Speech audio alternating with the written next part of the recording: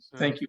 For the recording, the meeting was called to order at 7:34 p.m. and we have been waiting for the recording and streaming to be started.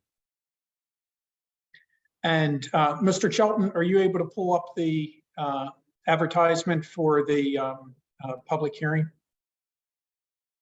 Yes. It would be the other one though. Yes, there we go. So, Mr. Mayor, in reference to a staff presentation, this is the required notice from the Maryland Department of Assessment and Taxation. You'll note that it references a property tax increase. What that means is that the town is keeping the rate the same or proposing to keep the rate the same at 0.654 cents per $100 of assessed value. And but that will result in the town having additional revenue in the amount of $249,000 and some change. And the town has kept the same tax rate, the 0.654, for I believe over 13 years now. And so again, the recommendation is to keep the rate the same, but that will result in additional revenue to the town. Okay, thank you very much. I appreciate the history. And just to be clear, it is $0.654 per $100 of assessment. So not you said so 65.40 cents per. Yes, $100. I appreciate correcting that, Mr. Mayor. Of course. And so now we are open for questions and comments from members of the public. And are there any members of the public who wish to ask questions or comments?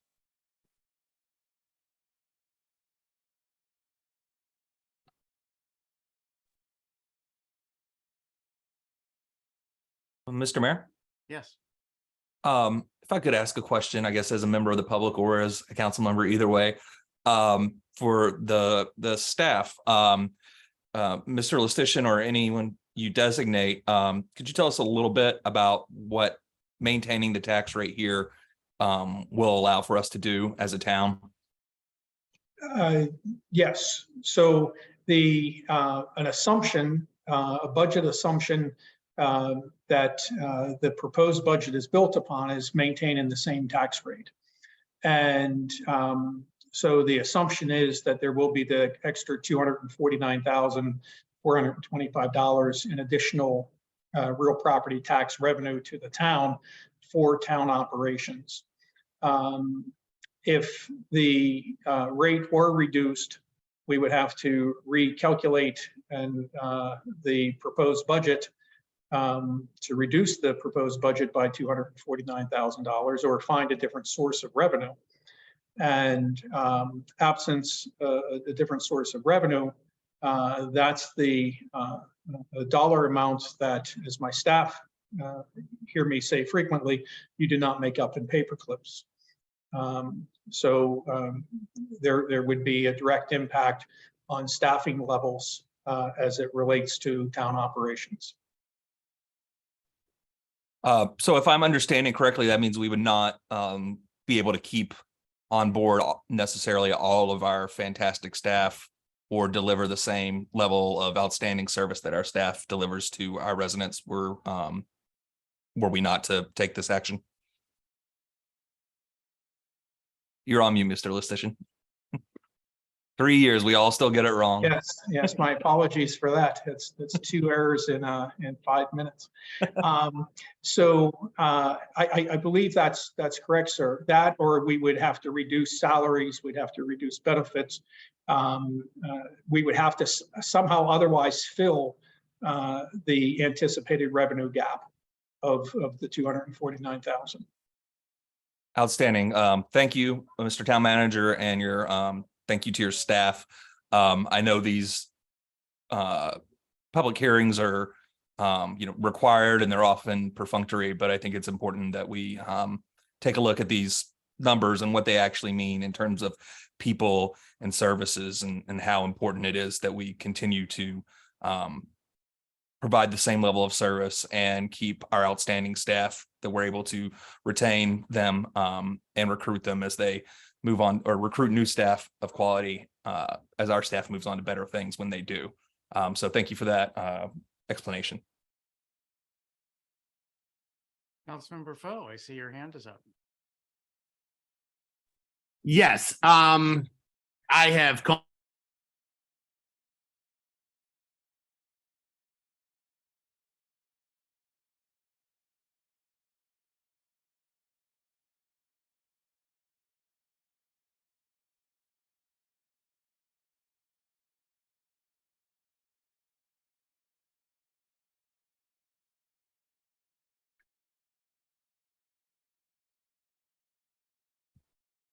And other people hear Councilmember Foe?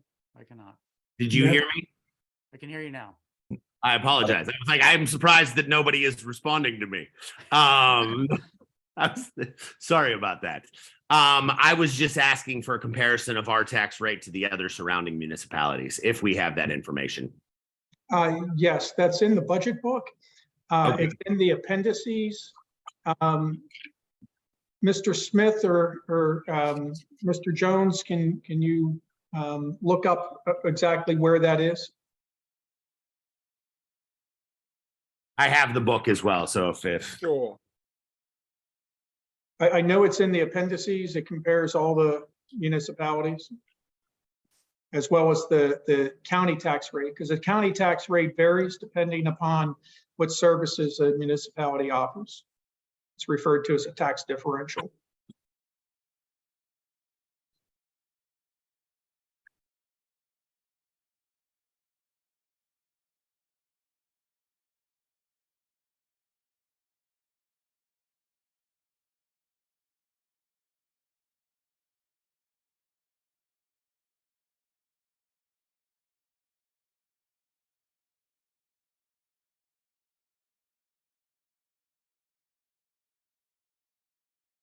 And Councilmember and Mr. Mayor, I believe that's being pulled up for you all now.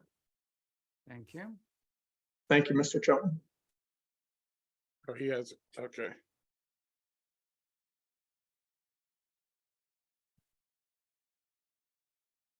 Paul, do you know what appendix it is? I'm looking now. I think he has it here. I believe it's E, but I don't know which page it's on in the new B, C, D.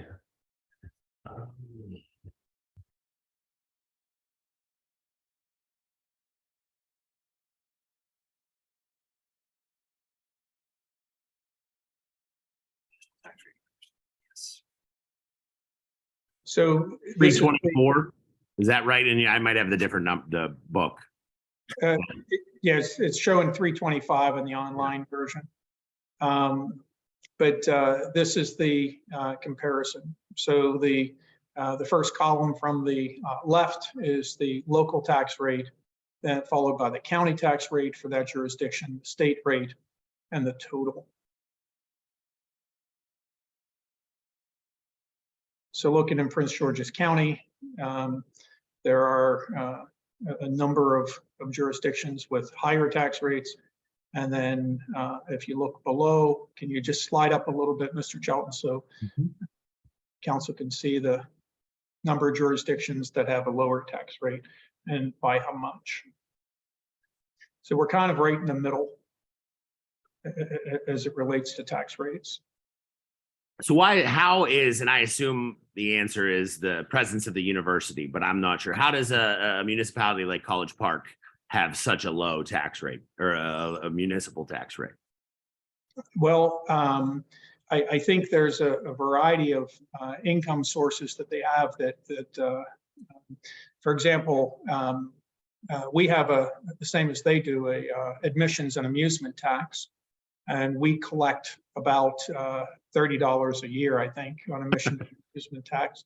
And I believe College Park pre-pandemic was collecting in excess of $1 million a year in that category. So those They, football games and concerts bring in additional revenue. yes, they also offer different services Yeah. than what we offer. And so if you look at the total tax burden, if you will, in the far right column, they're 1.38 and we're 1.65 as it relates to real property. I appreciate that information. Thank you. Okay. Are there any members of the public with comments or questions at this time?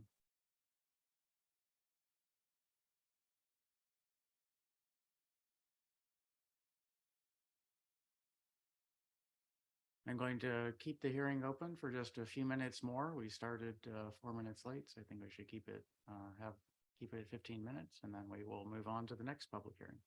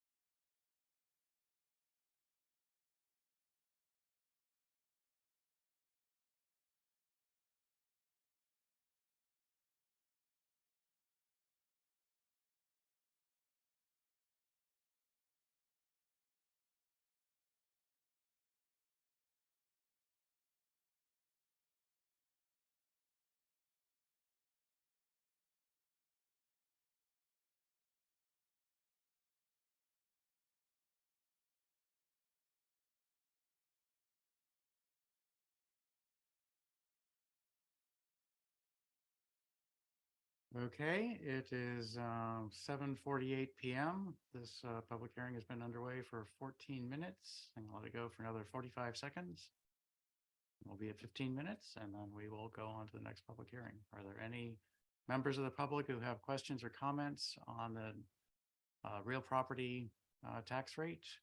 Tax rate, as the town manager said earlier, is the same as it has been for many years, a dozen years or more. And because of increases in valuation, we will have an increase in revenues from real property taxes.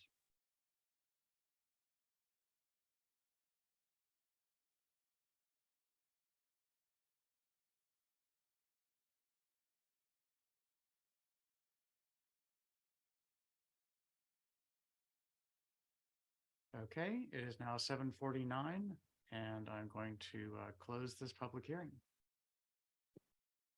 We are adjourned from the public hearing at 7:49 p.m. And if we can get the agenda for the next one up. Or the item for the next one up. Well, I'll just call us to order. So I'm calling public hearing on an intent to abandon and close public alley 54th Place at 7:49 p.m. Mr. Town Manager?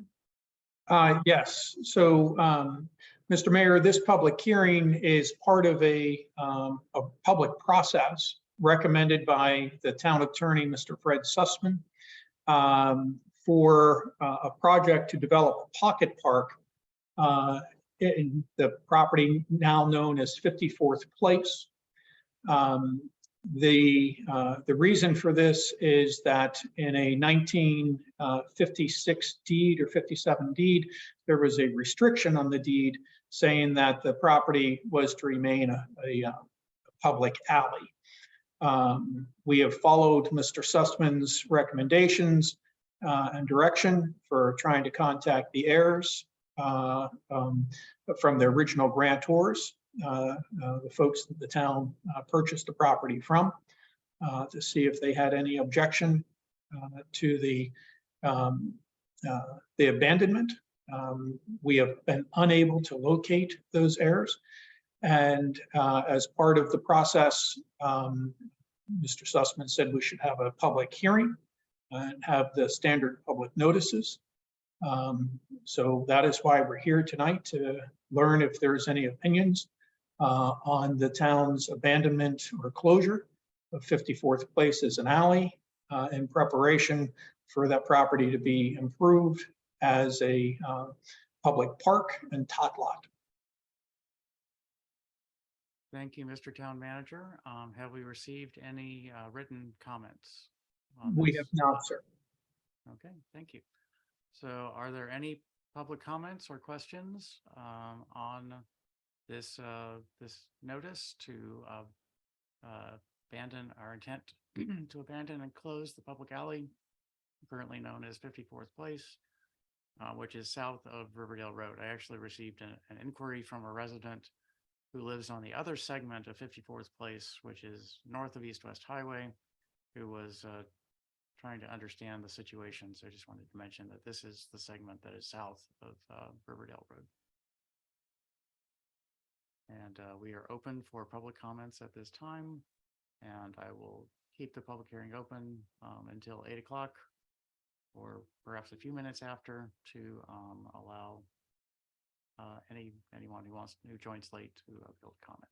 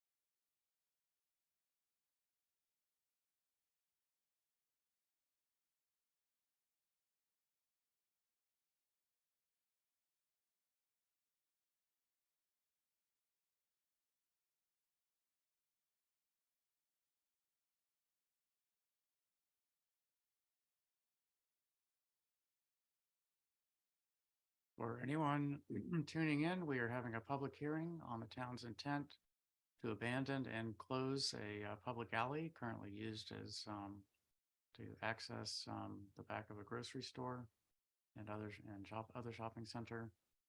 This is the 54th Place south of Riverdale Road. And if you have any comments, please join us on Zoom and raise your hand. I'll be happy to recognize you.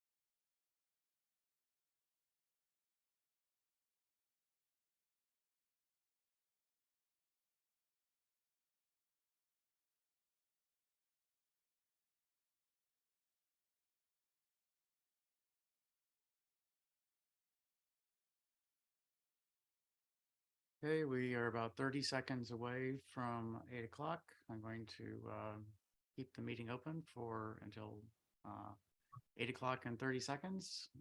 Anyone who wishes to make a comment on the town's intent to abandon and close the public alley known as 54th Place, the section of 54th Place south of Riverdale Road, please speak up or raise your hand or join the meeting. If you've not joined, I'll be happy to recognize you. Otherwise, I will close the meeting in approximately 30 seconds. Mr. Mayor, Yes, sir. just for the record, staff have been monitoring Facebook since it's being streamed live there. We've received no comments or questions on the Facebook live stream. Thank you very much. Appreciate that. Okay, this brings us to 8 o'clock and 35 seconds, and I'm going to close this public hearing at 8 o'clock.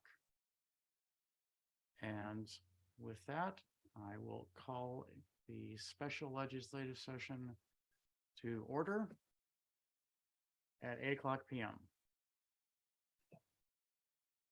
Those who can, please stand for the Pledge of Allegiance. I pledge allegiance to the flag of the United States of America and to the republic for which it stands, one nation, under God, indivisible, with liberty and justice for all. Please remain standing for a moment of silence or silent prayer as your conscience finds appropriate.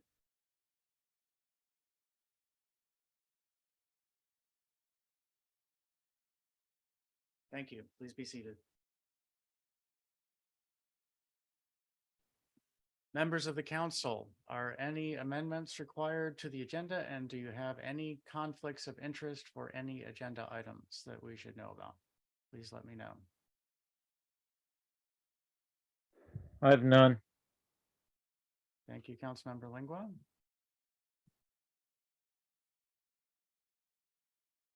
Hearing no proposed amendments, not seeing any microphones unmuted, then I'm going to ask for a motion to approve the agenda. So moved. Is there a second? Second. Motion by Councilmember Foe, second by Councilmember Lingua to approve the agenda as presented. Is there any council discussion of this motion? Are there any public comments on the agenda and on the motion to approve the agenda?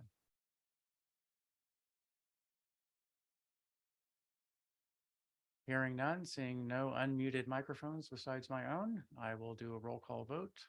Councilmember Smith.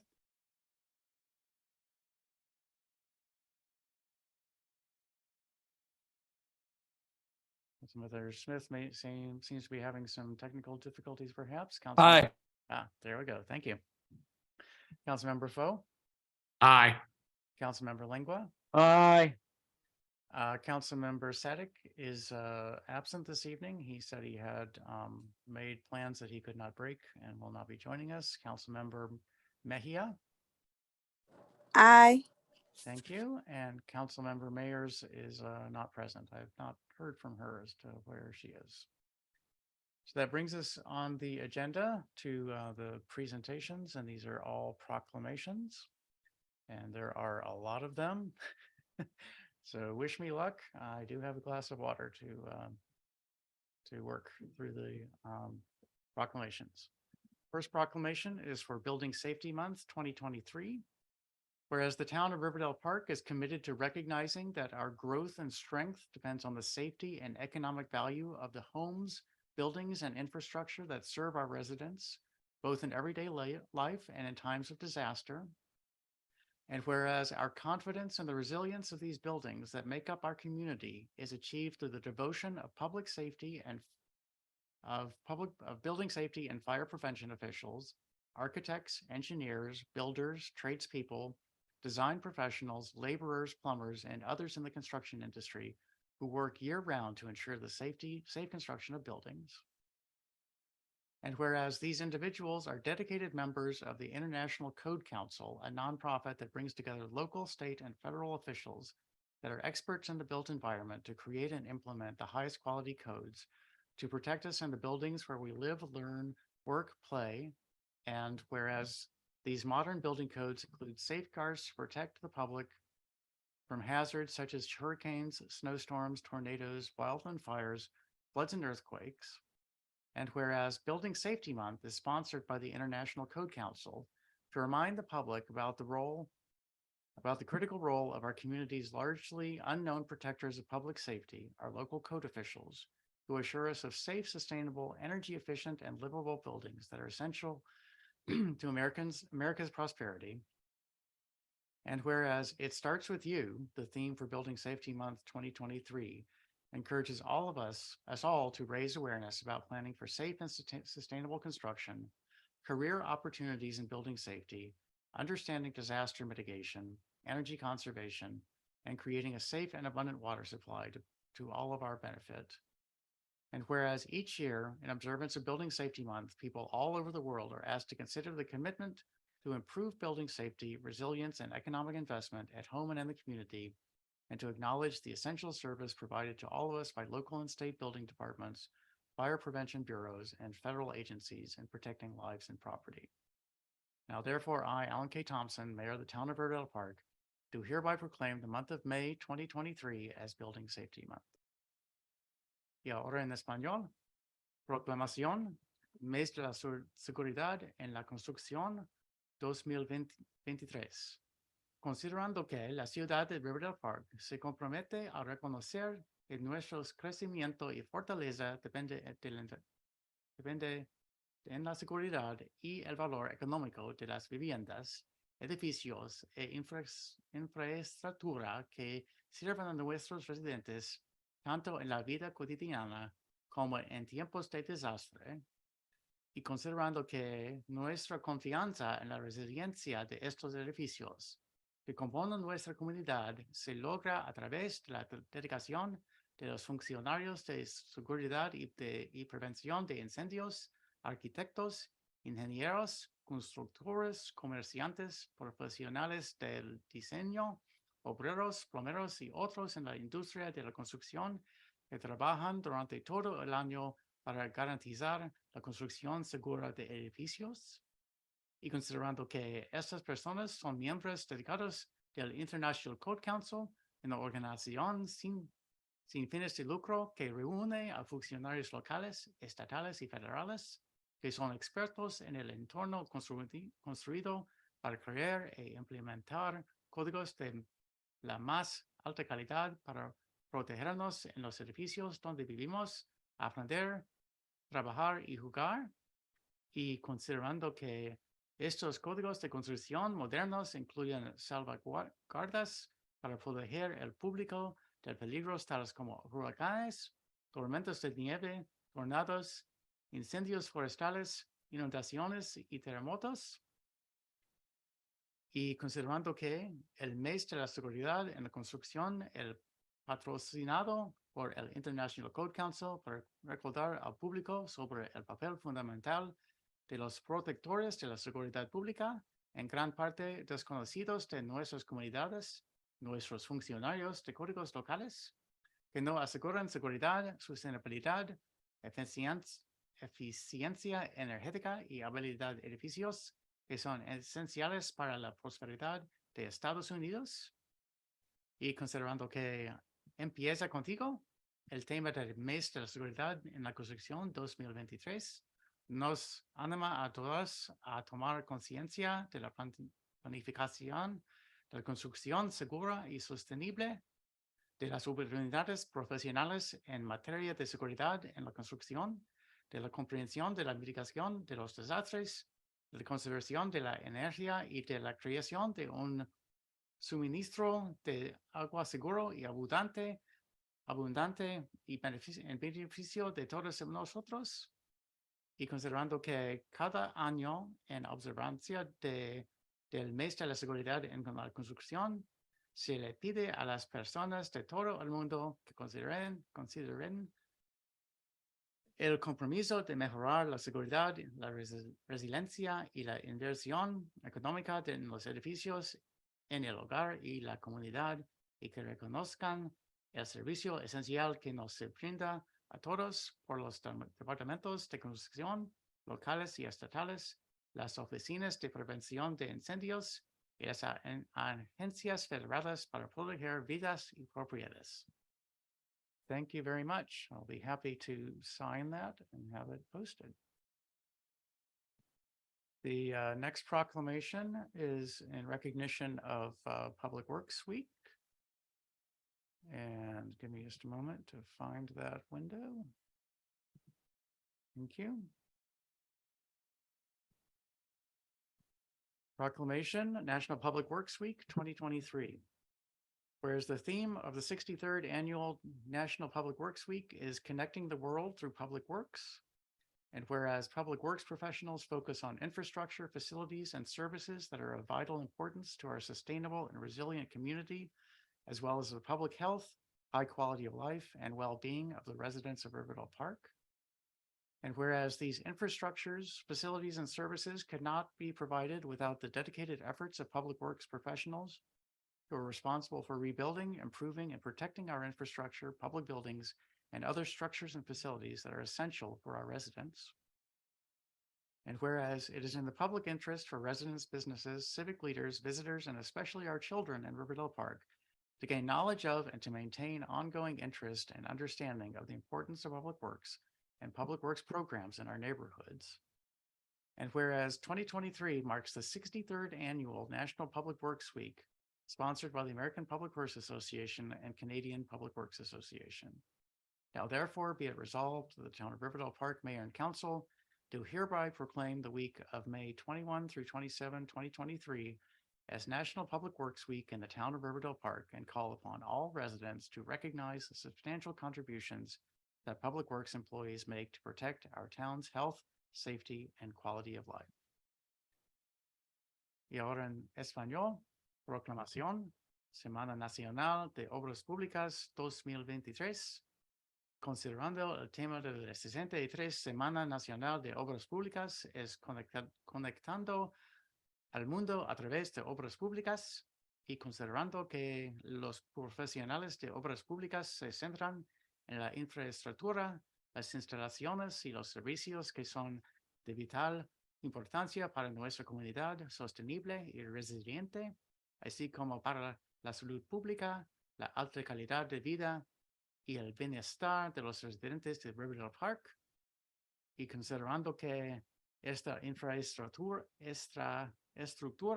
instalaciones y servicios no se podrían proporcionar sin los esfuerzos dedicados de los profesionales de obras públicas que son responsables de reconstruir, mejorar y proteger nuestra infraestructura, edificios públicos y otras estructuras e instalaciones esenciales para nuestros residentes.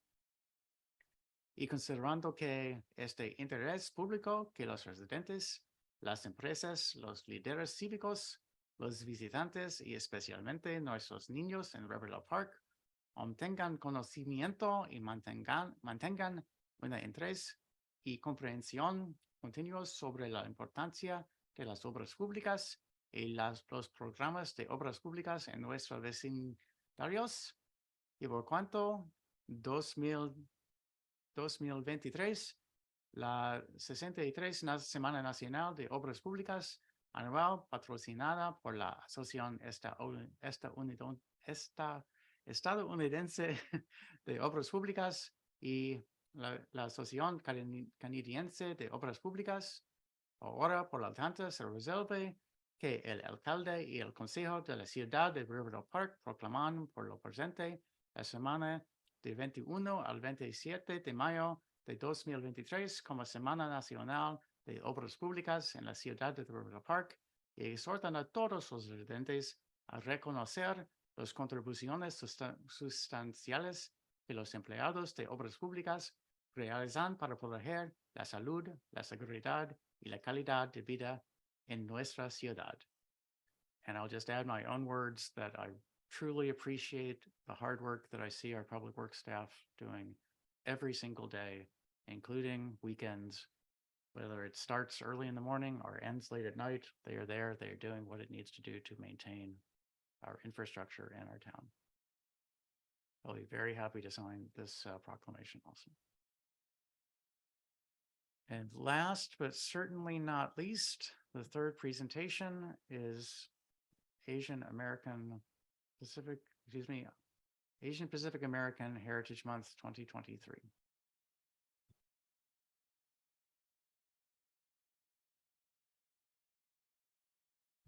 Proclamation in honor of Asian Pacific American Heritage Month 2023. Whereas Asian Pacific American Heritage Month has been observed annually during the month of May to recognize the contributions and influence of Asian Americans of Pacific Islander Americans.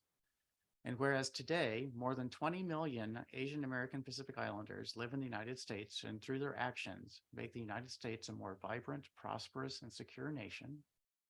And whereas a vast diversity of languages, religions, and cultural traditions of Asian Americans and Pacific Islanders is continuously fostered to strengthen the fabric of American society. And whereas throughout our nation's history, Americans of Asian and Pacific Islander descent have made significant contributions to the growth and strength of our communities, from science, business, and politics to literature and the arts. And whereas Asian American and Pacific Islanders of all backgrounds have set inspiring examples as leaders and trailblazers united for a common hope for civil rights, equal treatment, and a better tomorrow for all Americans.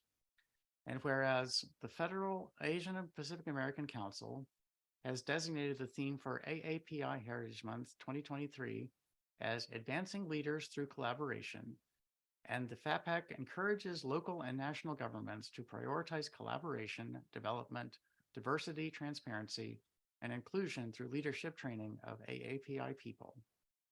And whereas the town of Riverdale Park is a diverse community, and by recognizing the contributions and accomplishments of Asian American and Pacific Islanders, our town celebrates the importance of inclusion to building a brighter future for all of our residents. Now, therefore, be it resolved that the town of Riverdale Park Mayor and Council do hereby proclaim May as Asian Pacific American Heritage Month and call on everyone in our community to observe May as Asian Pacific American Heritage Month with appropriate programs, ceremonies, and activities. Y ahora en español.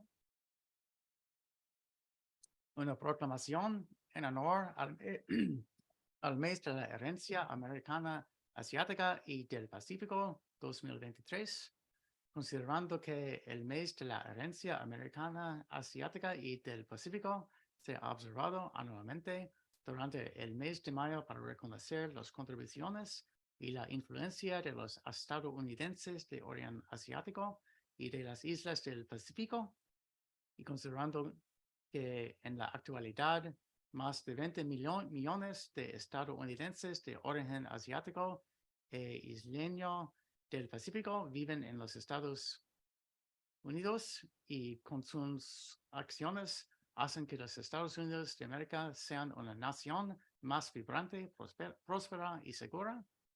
Y considerando que la gran diversidad de idiomas, religiones y tradiciones culturales de los asiático-americanos e isleños del Pacífico se promueve continuamente para fortalecer el tejido de la sociedad estadounidense, y considerando que a lo largo de la historia de nuestra nación, los estadounidenses de origen asiático e isleño del Pacífico han realizado importantes contribuciones al crecimiento y la fortaleza de nuestras comunidades, desde la ciencia, los negocios y la política hasta la literatura y las artes. Y considerando que los estadounidenses del Oriente Asiático y de las islas del Pacífico, de todos los orígenes, han dado ejemplos inspiradores como líderes y pioneros, unidos por una esperanza común de derechos civiles, tratamiento uniforme y un futuro mejor para todos los estadounidenses. Y considerando el Consejo Federal de Americanos del Asia y el Pacífico, FAPAC, ha designado el tema del mes de la herencia AAPI 2023 como avanzado líderes a través de la colaboración, y el FAPAC anima a los gobiernos locales y nacionales a priorizar la colaboración, el desarrollo, la diversidad, la transparencia y la inclusión a través de la formación del liderazgo de las personas AAPI, y considerando que la ciudad de Riverdale Park es una comunidad diversa, y al reconocer las contribuciones y los logros de los asiático-americanos y de las islas del Pacífico, nuestra ciudad celebra la importancia de la inclusión para construir un futuro mejor para todos nuestros residentes. Ahora, por lo tanto, se resuelve que el alcalde y el consejo de la ciudad de Riverdale Park proclaman por el presente el mes de mayo como el mes de la herencia asiática y de las islas del Pacífico, y piden a todos en nuestra comunidad que observen el mes de mayo como el mes de la herencia asiática y de las islas del Pacífico, con programas, ceremonias y actividades apropiadas. thank you very much. Very nice to recognize that our community is diverse in so many ways and to celebrate Asian and Pacific Island Heritage Month.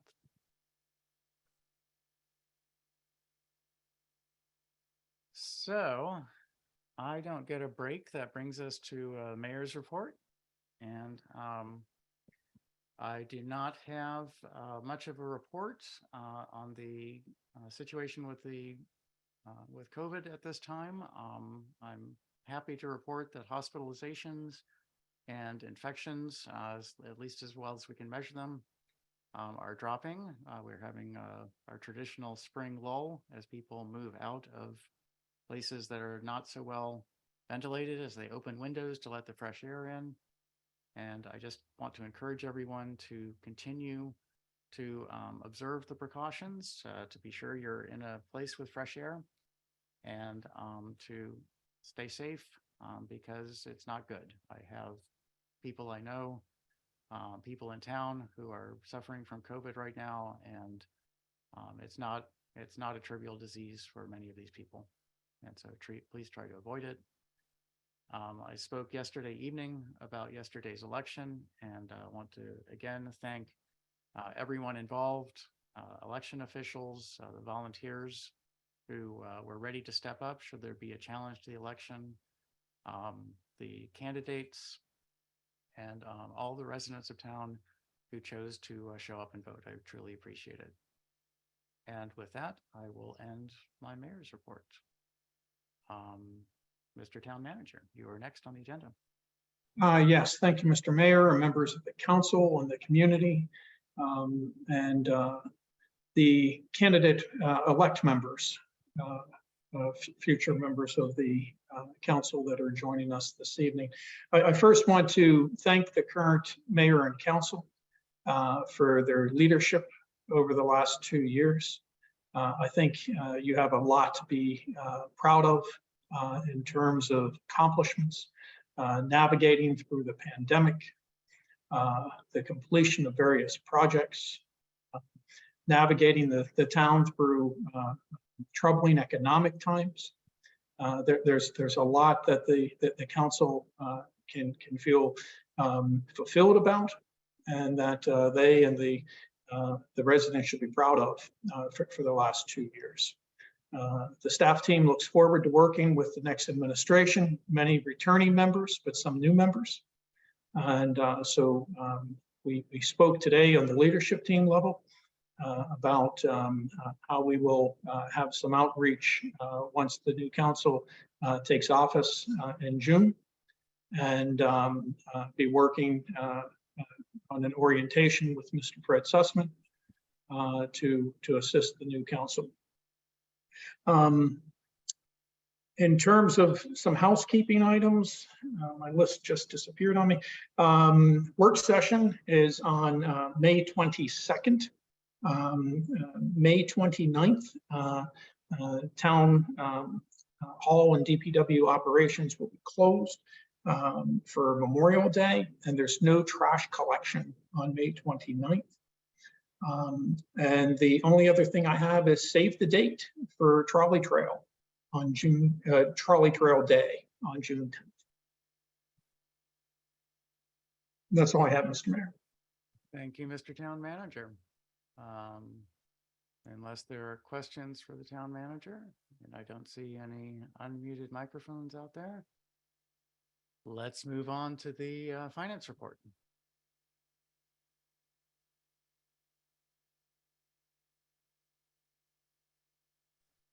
Thank you, Mr. Mayor. Good evening, members of the public, mayor and council. Tonight's report includes revenue and expenditures for the months of February, March, and April, as well as a year to date.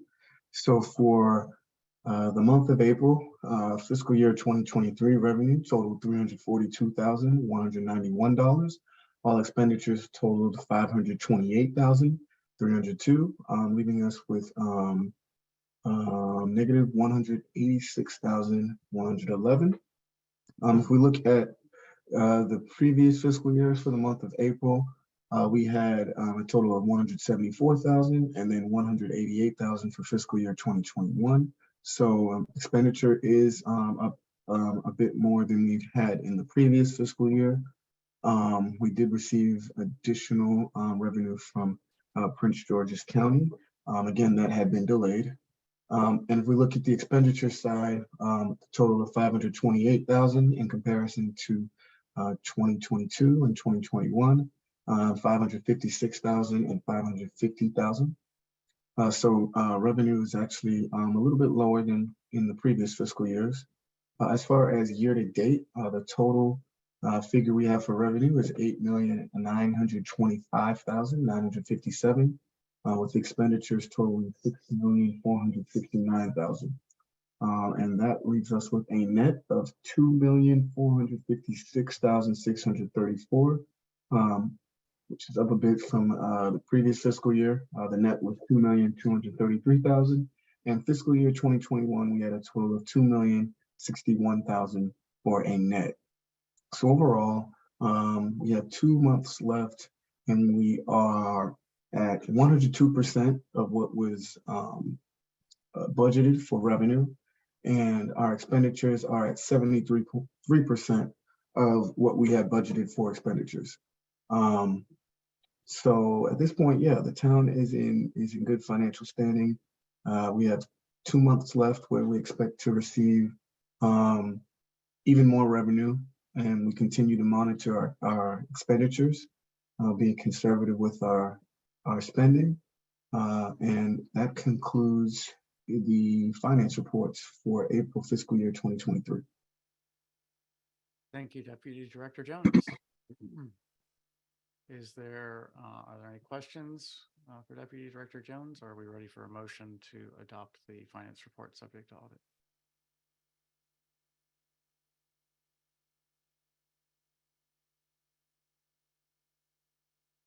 If any council members are speaking, you are muted.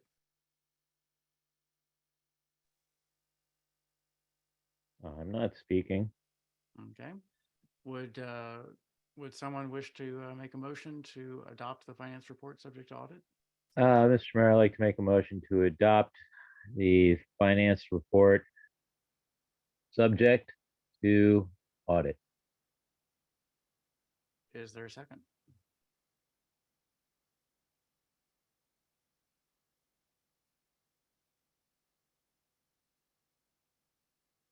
Is there a second to the motion to adopt the finance report subject to audit?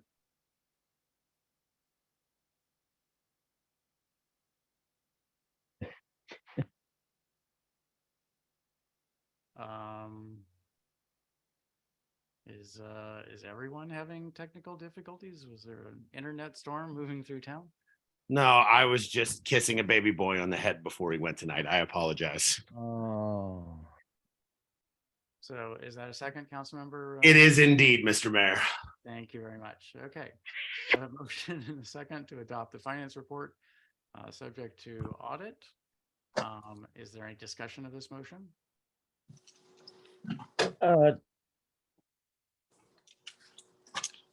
Mr. Mayor, I'd like to share the staff on behalf of the council an appreciation for the work they've done this year. The numbers that they've been able to present today, which is welcome news. And much to their credit, to their persistence and hard work. Well done. Agreed. Additional council discussion of the motion? Are there any public comments on the motion to adopt the finance report subject to audit? Hearing none, I will do a roll call vote. Councilmember Smith, Aye. Councilmember Foe, Aye. Councilmember Lingua, Aye. Councilmember Mejia. Aye. And as Councilmember Mayor has joined us, not that I can see, I abstain. The motion passes 4-0. The correspondence summary was distributed with the packets. Unless there is a motion from any of the items in there, we can move on to the next item on the agenda. Is a motion associated with any item in the correspondence summary? Okay, let's move on. Is there a fire department report this evening? Let's see. There is, Mr. Mayor. Okay, There's an email. very good.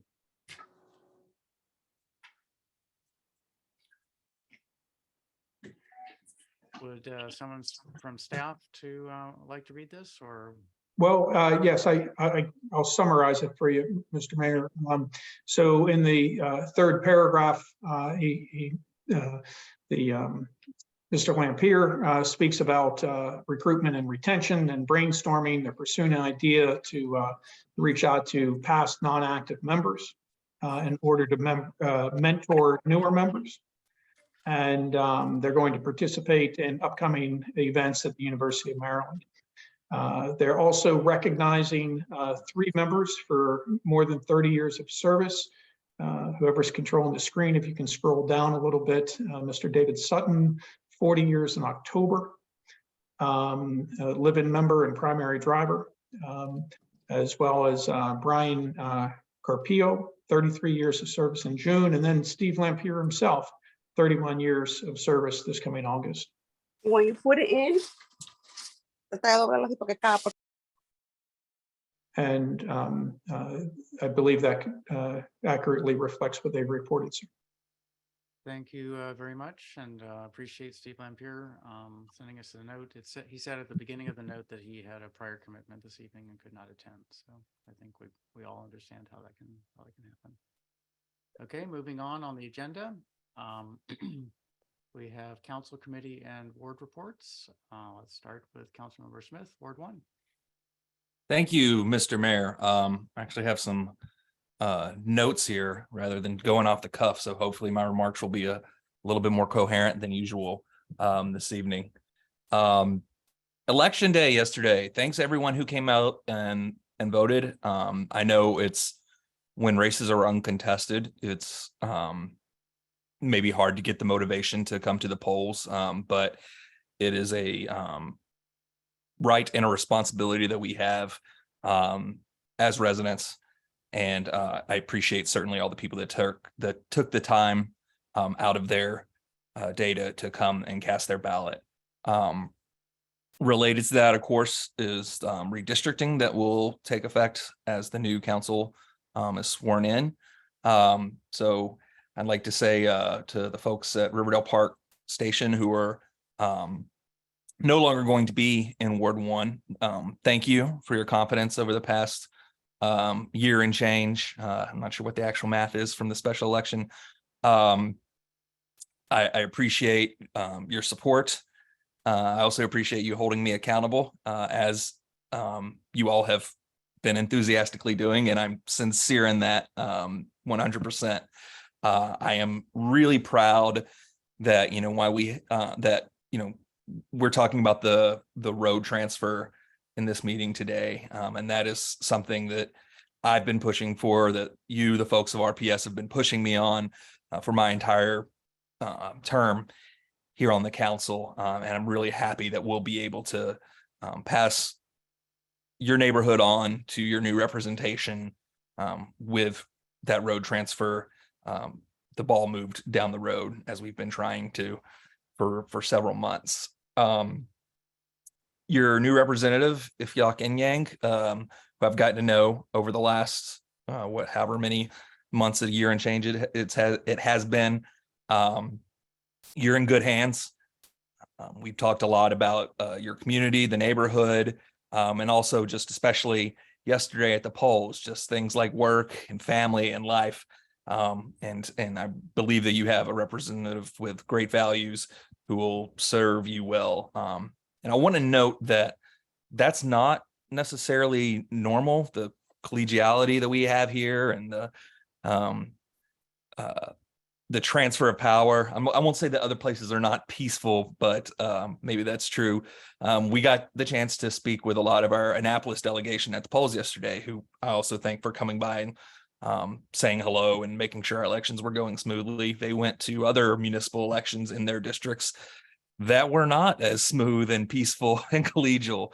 So I'm really proud that we have a place here in our town where that is the case, and that we can do good work on this council and continue to have lively debate and still remain collegial.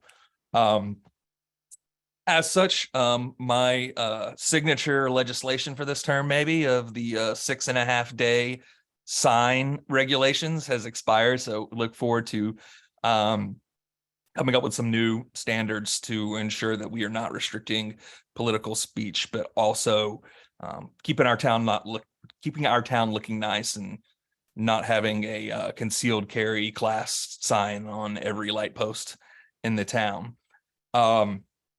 I mentioned talking to our delegation at the polls yesterday.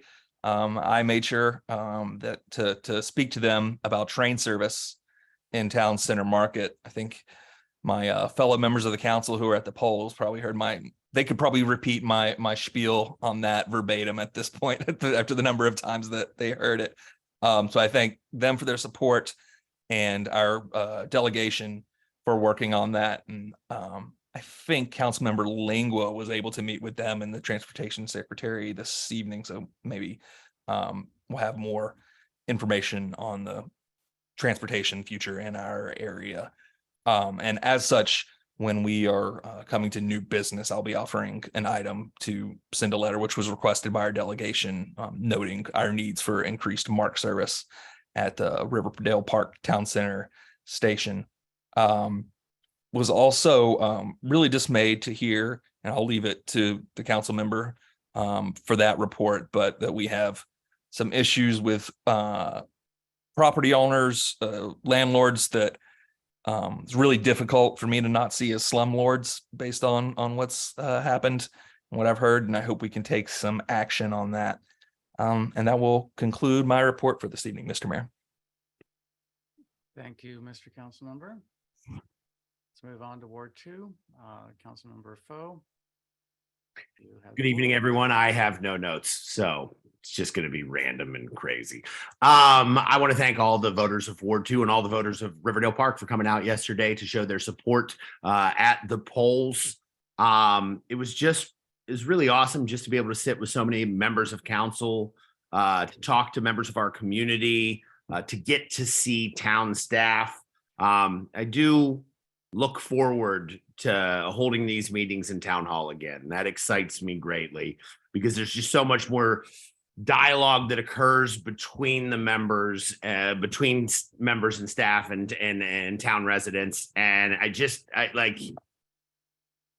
when you're running in an uncontested election, sometimes it's hard to get motivated to get out and do what's appropriate on a campaign trail. I did not do very much at all in this campaign cycle, and I regret that. But simultaneously, being there yesterday invigorated me to a certain extent, and I am tremendously excited about this upcoming term. It was only about 15 months ago that we had a special in Ward 1, and I saw two really good candidates emerge. And you have these aspirations when you see people in that situation that you hope that you get to work with. And because of redistricting now, it is really tremendously excited to see both Councilmember Smith and Councilmember-elect Ifiok Inyang be on this council together. I really believe in the quality of work that we are going to put forth. We have something I think that's remarkable. I think it's lightning in a bottle. I think it is collaborative, encouraging, supportive, creative. And I don't think those are terms that you often link to government. And I tell everyone, like, we collaborate and communicate, and we try to get the best results for our community. I am tremendously excited about the term ahead. I had people asking me about Plummer Park yesterday. the amenities that we are about to provide for our community. The 54th tot lot, 54th Avenue tot lot is going to be spectacular in a place that really needs something for our children. Lost my train of thought, but I can't be more excited about the upcoming term. Also would like to say thank you to District 22 for showing out yesterday. Senator Alonzo Washington, delegates Ann Healy and Nicole Williams showed up and said hello. And it was really great to just start to dialogue, to push for things that we want, to continue to develop those relationships, to be able to best represent the people of Riverdale Park. And last but not least, I would like to say congratulations to Mayor-elect Alan Thompson. How many years now? This is Total. 6 years of mayor and 8 years on council, so 14, and And two more to come. Yeah, and I think Councilman Ling was even more, right? We, in these dialogues that we have on election day, you get this general history of Riverdale Park elected officials and politics. And I just want to shout out to the senior members of this council. I don't mean that in an offensive way. I have learned so much from both of you, and I consider you friends as well as colleagues. And you guys have really helped me become a better council member. So I just want to say thank you to the both of you and to the entire council, outgoing and incoming. I have enjoyed working with you, and I can't wait to build these relationships that allow us to do best by the people of Riverdale Park. Thank you. Thank you, Mr. Councilman. Appreciate that. Councilmember Lingua, Ward 3. Thank you very much, Mr. Mayor. Evening to those on the Zoom call or following this on Facebook or whenever you shall be viewing the footage from this. Main thing of note coming up on Saturday, May 6th is the Greater Riverdale Health Fair over at 5711 Sarvitz Avenue. I'll be running from 10 a.m. till 2 p.m.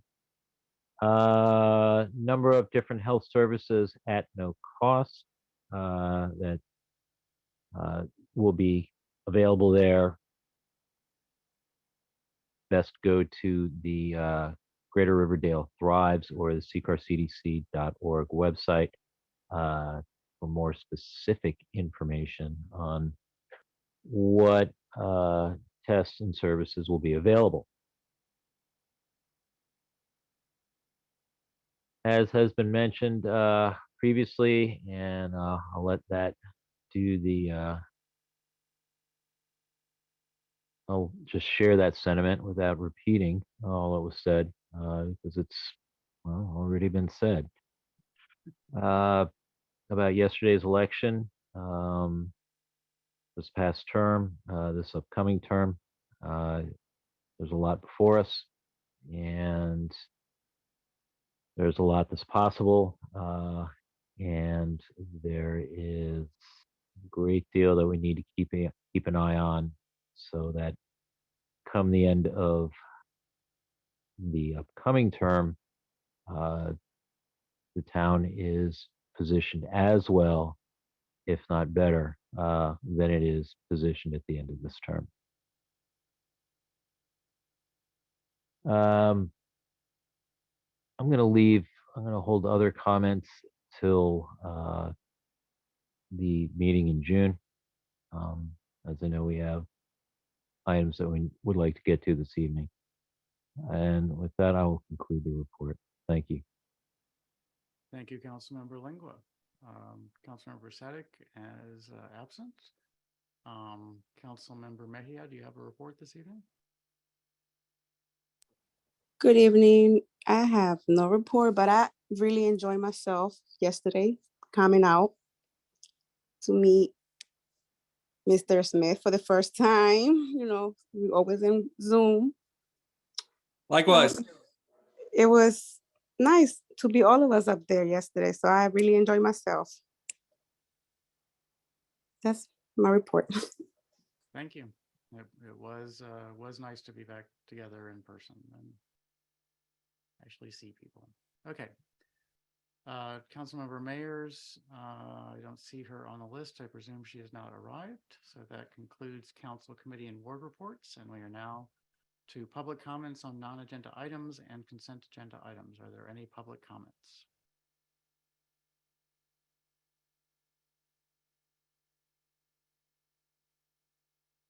I'm not seeing any hands raised, nor. Mr. Mayor? Yes. I noticed that we have 2 council members elect here, and I wonder if this would be an opportunity to, in case they want to offer any remarks. It definitely is. They're members of the public and they're willing, able to speak. So Councilmember-elect Kalan, would you like to say a few words to everyone? Thank you, Mr. Mayor. I say thanks to everybody. I met a lot of people yesterday who I've never seen them before. And I met with some people who are very nice people in Riverdale. And I thanks all my colleagues and friends for your hospitality towards us. I hope the Almighty Allah will give us whatever we need in our life and protect us and our family members. I say kudos to all of you. Thank you very much. I am Furi Escalon from Ward 6. Thank you. I love you all. Bye for now. Thank you, Councilmember-elect Kalan. Councilmember-elect Inyang, would you like to say a few words? Sure. Good evening, all. I want to first, say thank you for all those who came out and voted and supported. I echo a lot of the sentiments that were shared earlier. My personal journey on this council has been, one from special election loss, but sort of seeing the brightness in that and enjoying the people that I met along the way, hearing their concerns, and then holding, Councilmember Smith, accountable for the last year and a half or so. But the relationships that are forged in that. So I look forward to the work and being held accountable as well to Ward 4 and the rest of the entire town as well. It was great to meet a lot of people, meet the council, and look forward to forging those relationships as well. And if I'll wait till I get all set up, but definitely we'll be sure to make sure my contact information is readily available if anyone wants to reach out and contact me. We can set up time to talk. But thank you, Mr. Mayor. Thank you all. Thank you, Councilmember-elect Inyang. Okay, let's move on the agenda. Are there any additional public comments? Okay, seeing none, move on to the agenda, the consent agenda. This section of the agenda is not discussed or debated. There are no comments, and so may I please, we will simply have a vote, but first we need a motion and second. May I have a motion to approve the consent agenda items? So moved. Motion by Councilmember Smith. Is there a second?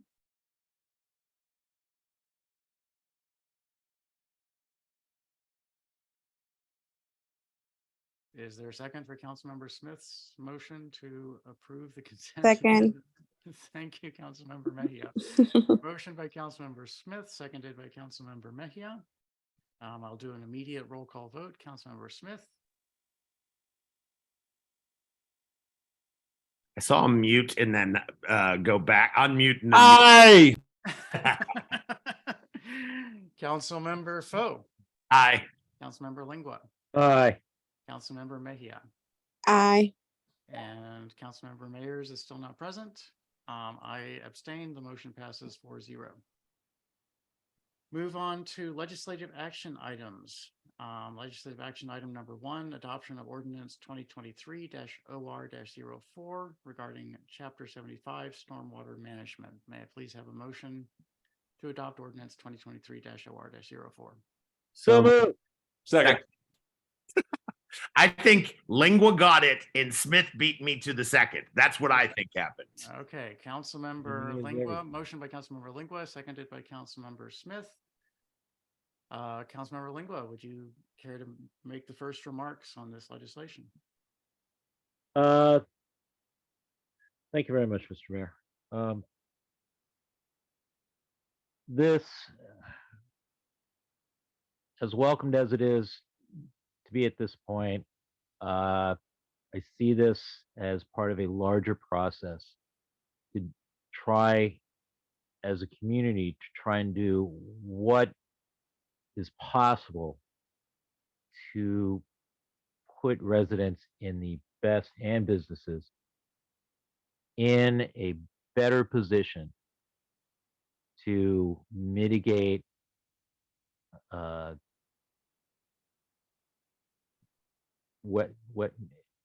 weather occurrences in the coming years. We've seen a substantial change in the type of weather events we get, be it periods of drought, be it periods of rainfall, be that sudden periods of rainfall, be that abnormally warm temperatures during what are normally cooler climate months, and vice versa.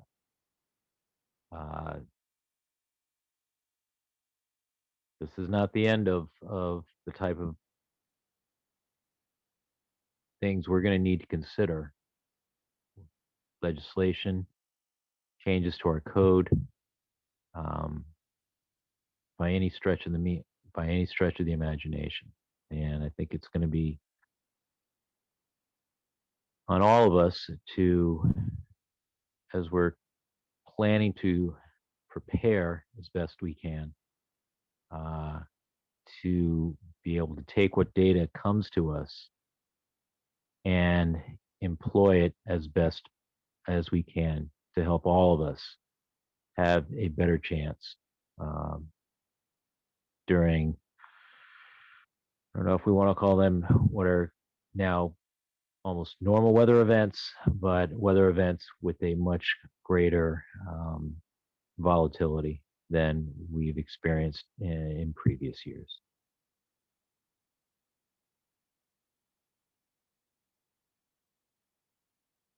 Does that conclude your remarks, Councilmember? Yes. Okay, thank you. Are there additional council comments on this legislation and the motion to approve? Adopt. Excuse me. Are there public comments on this legislation and the motion to adopt?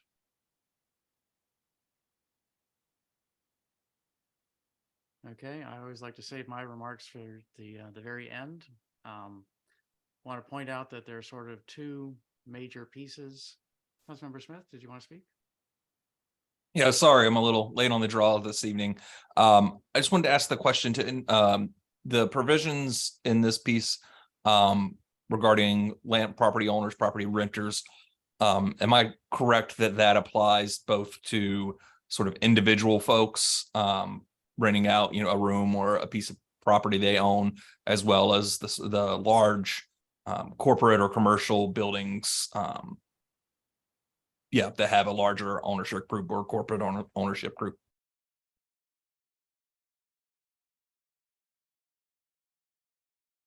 That is correct. Yes. It would apply to both. Thank you. I got that question from a constituent, so just wanted to confirm that. So just to be clear, anyone who requires a rental license, so if you are renting, if you are basically splitting an apartment and you're subletting one room to someone, then that does not require you to implement changes. So it's anyone who requires a rental license will be impacted by that piece of legislation. So as I was saying, there are two pieces. One of them is a restriction on everyone to not block stormwater pathways, not allow by action or inaction clogging of storm drain inlets, blocking of stormwater channels, etc. And a comment that I had, and the other piece is the requirement to implement better mitigation strategies, prevention strategies for rental properties. On the first, I would just like to make a comment. I did a final scrub of this legislation, just like to make a comment that that if someone got overly legalistic about this legislation, then they could consider some things that are stormwater management practices to be contrary to the don't block the flow. So for instance, a rain barrel is intentionally buffering the water coming off of someone's roof, but it could be considered as blocking a channel, flow of water, of stormwater, and thus to be made illegal by this. I don't think that that's a reasonable interpretation, but it is possible, and I just wanted to state for the record in this discussion that I don't believe that that is the intent of this council in passing this legislation, and thus will provide some context should anyone try to go down that pathway. The second comment, which has to do with the rental, is that there are two phases of that. In the next few months, when people want to apply for a rental license for fiscal year 2024, they will have to get an evaluation by a civil engineer of the flood status of their property. And then approximately a year later, they will have to implement, if there are issues that need to be addressed, they will need to implement mitigations to the problems that are found. And there's a list of possible mitigations in the legislation. And so just wanted to mention that schedule so that everyone was clear on it. And the one comment that I have on the legislation itself, if we can scroll to see line 176, bottom of page 4.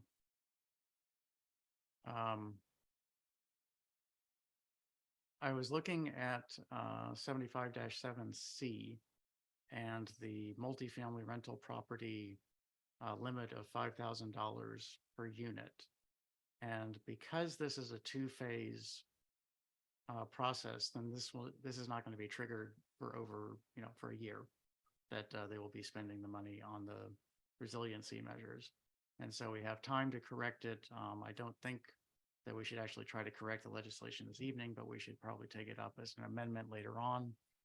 So the issue is that the cost is $5,000 per unit. And I think that we might want to make that per unit that is at ground level or below, or maybe 2 feet above ground level and below.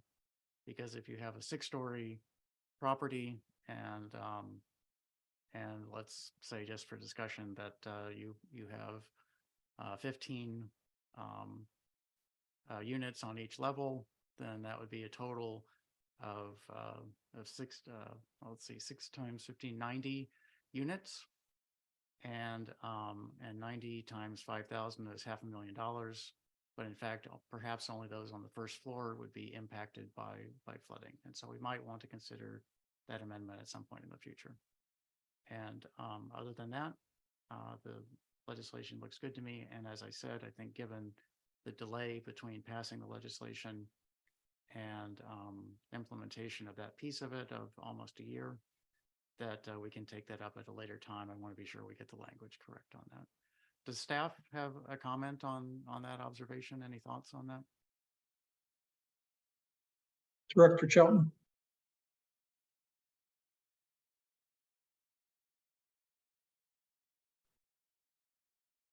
No, I think I'd like to have some more information on or some more data on how much each recommendation is going to cost before I jump to any conclusions about whether or not that would be reasonable.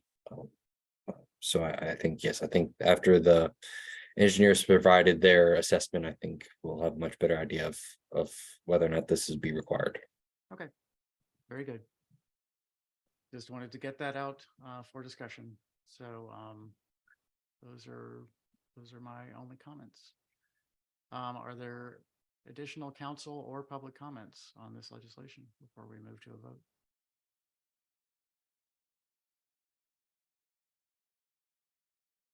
Okay, I don't see any unmuted microphones, so council members, I will start a roll call vote. Please start unmuting now.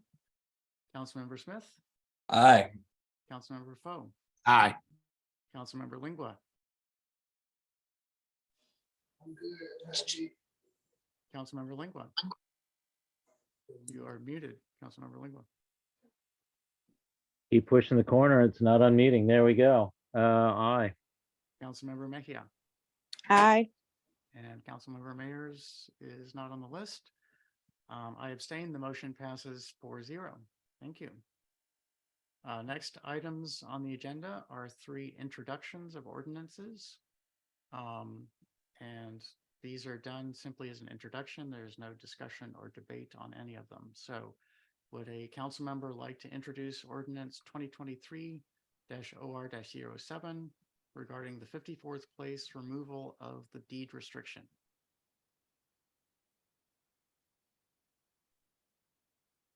Mr. Mayor, Yes. give me just a second so I can pull it up. Legislative action 2, I would like to introduce CIP 22 PW 04 54 place pocket park and tot lot. I think you should read off the screen, Councilmember Foe. I think you want to introduce ordinance 2023-OR-07. Oh, I apologize. I was above that. I would like to introduce 2023-OR-07 regarding of the closure of the 54th place alleyway. Thank you for that introduction, Councilmember Foe. Let's move on to action item number 3. Would someone like to introduce ordinance 2023-OR-08 regarding Riverdale Park Station infrastructure transfer?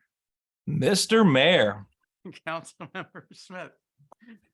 I You've would, introduce this for a year and a half, I think. So go ahead. yes, with pleasure and honor and thanks for the staff who I've bothered for since the day I was sworn in. I would like to introduce ordinance 2023-OR-08 for the purpose of accepting certain public streets and public infrastructure in the Riverdale Park Station development. Thank you, Councilmember Smith. Appreciate your introduction.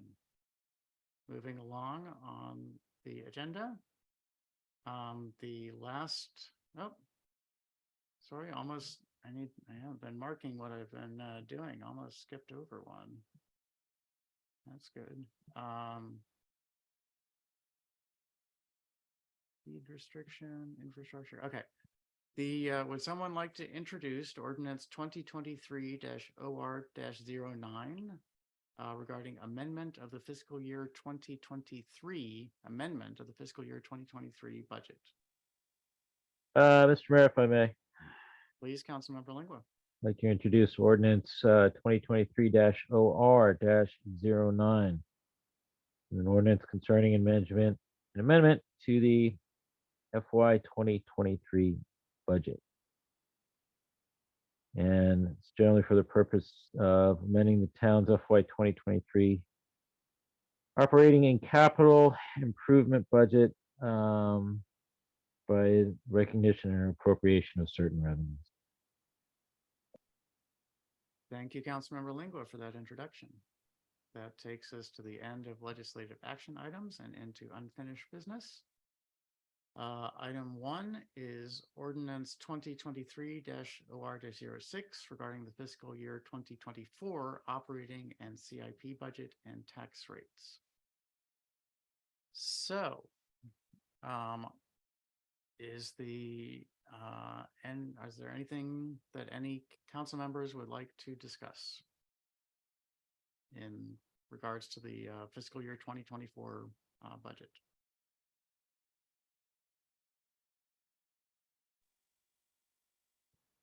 Mr. Mayor, Council member, previously, I'd made a comment regarding my concern for the amount that's budgeted for tree maintenance and removal. And I expressed that based on the granted an informal survey that I had done various times that I've ridden through town and seeing the state of certain trees. The number of trees that seem that are going to need a considerable amount of work. Granted, I know some of this can be handled through other parties who are charged with making sure that electric lines are clear. Yet it's my feeling that as a safeguard, we may want to consider increasing the amount that we have projected or we are budgeting to spend over the coming fiscal year by approximately, and this is just more of an estimate based on what I've been able to find out in terms of what rates are for tree removal. By about an additional 40%.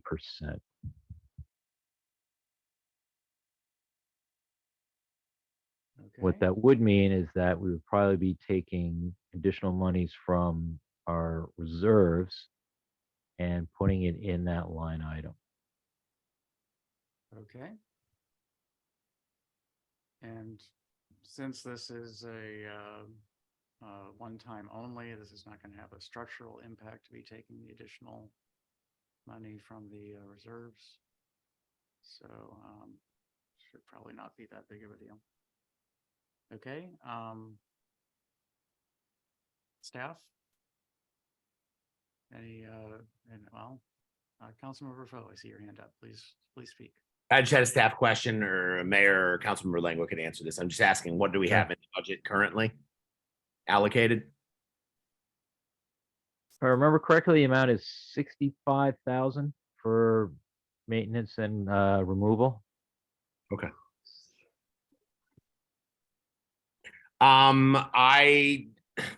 So you're looking at additional 40% being $26,000. So that would bring the total up to 91,000. One of the largest issues that I hear about from constituents is trees. We had and this is not a tree that we would probably be trimming, but we had a constituent come down yesterday complaining of an argument between neighbors over a specific tree. Tree issues are huge in this community. And I want us to be able to have access to the monies necessary to allocate to the best of our abilities, to be able to trim trees, to maintain trees to the best of our possibility. So I don't really have a problem with this. Okay. Additional council comments? Town Manager Listician, do you have concerns about this proposed change to the budget? I don't have a concern, sir, if the council wants to put additional funds there. We can report on the history to give context if the council so desires. I would be I'd be happy to hear it. And Director Lewis, if I have any of this wrong, please correct me. But in 2018, the town budgeted $25,000 and for tree maintenance.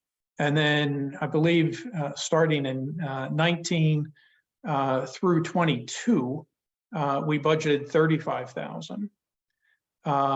In 22, while budgeting 35,000, we had a projected expense of 42,000. So we were going to go over by 7,000 and some change. So in 23, we had recognized that, and in 23 we budgeted 60,000. And in the current year, well, that is 23, so it's 60,000, I believe, in the current year. And next year we budgeted 60,000. At this point in the year, we've expended 30 of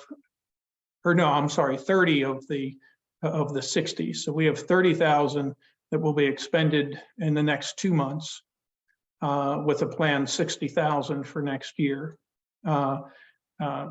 If the council desires to increase that, the staff don't have a position on having additional funds to respond to tree issues.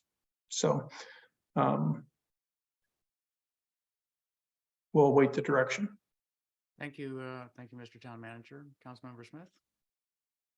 Thank you, Mr. Mayor. Could you remind me what the figure was that Councilmember Lingua cited for what the 40% increase would cost approximately?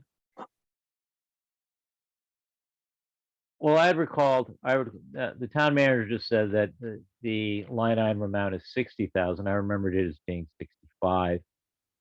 Difference being, it would either be an increase of $24,000 or it's 60,000, leaving a total of 84,000, or if it was 65, that would be an additional 26,000, which would bring the total amount to 91,000.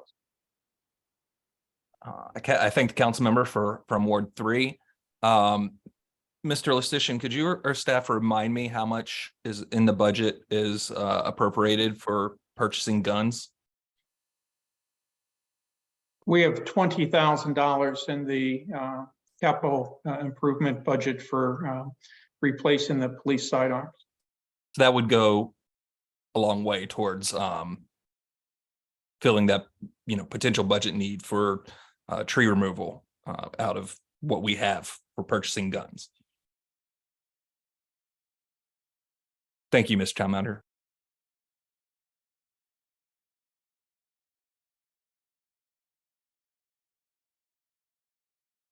Are there additional council or additional council comments at this time? Councilmember Smith, your hand is still up, but I presume that's just left over.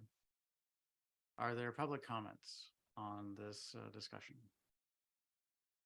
Mayor Thompson, the amount is $60,000 For the for the tree maintenance. yes, for the current year budget. Right, it was Thank you very 60. much. Okay. Thanks, Paul. Any public comments? Okay, council. We have a proposal from Councilmember Lingua to increase the tree budget by, I believe, 24,000, tree maintenance budget by $24,000. His proposal was to take that from reserves, and another proposal from Councilmember Smith to take it by reallocating money from CIP. This is a transition from CIP to operating budget, but that's a possibility that we could work through. Councilmember Foe, your hand is raised.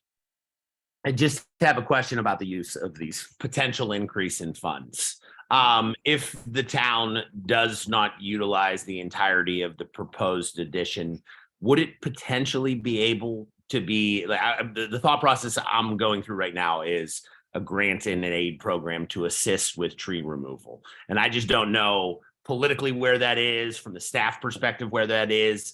I know that the cost is prohibitive and leads to problems within our community. I wondered if we potentially could, utilizing these funds, create a program, a small level program, obviously, to assist residents in need with finances to assist in removing trees. Mr. Mayor, may I respond? Please. Not directly, sir. Okay. Because what's being discussed by the council is increasing the town's operating budget. If the council were inclined to have a program, a grant program, those funds would have to sit in the community development fund. And that's outside of the operating budget. Thank you very much.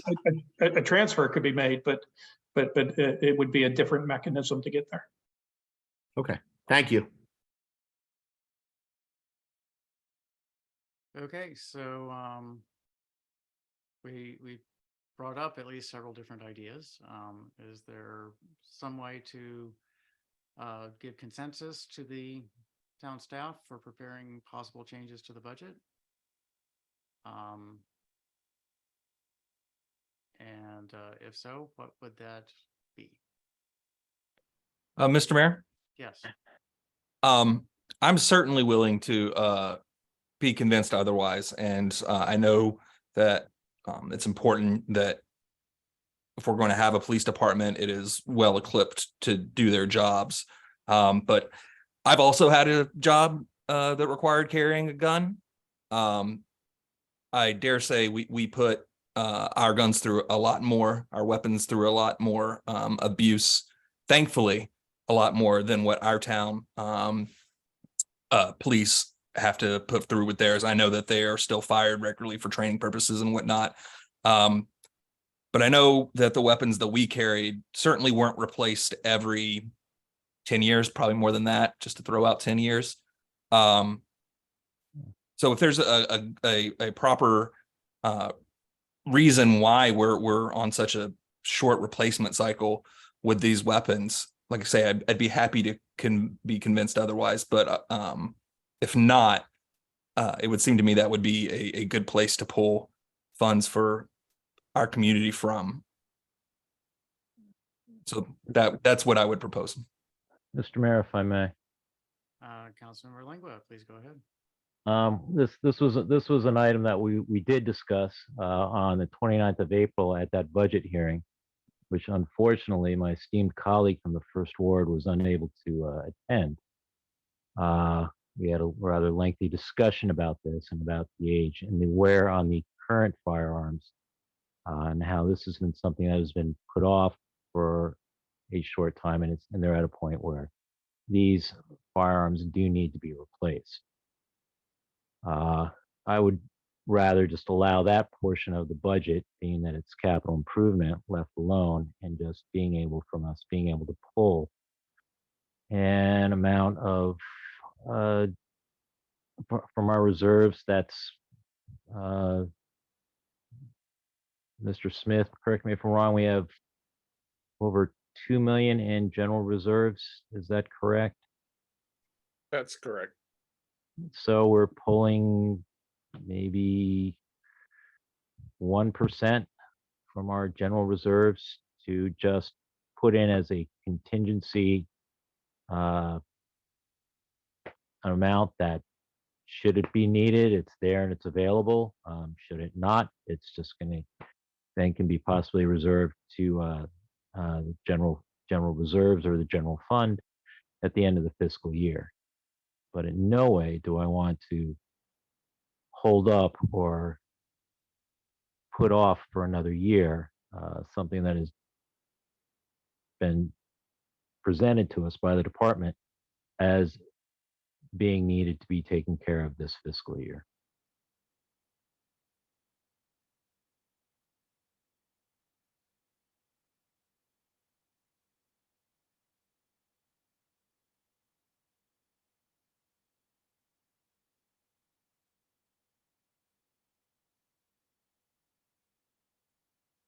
With that, I will make a motion to amend the fiscal year 2024 budget to add an additional $24,000 to the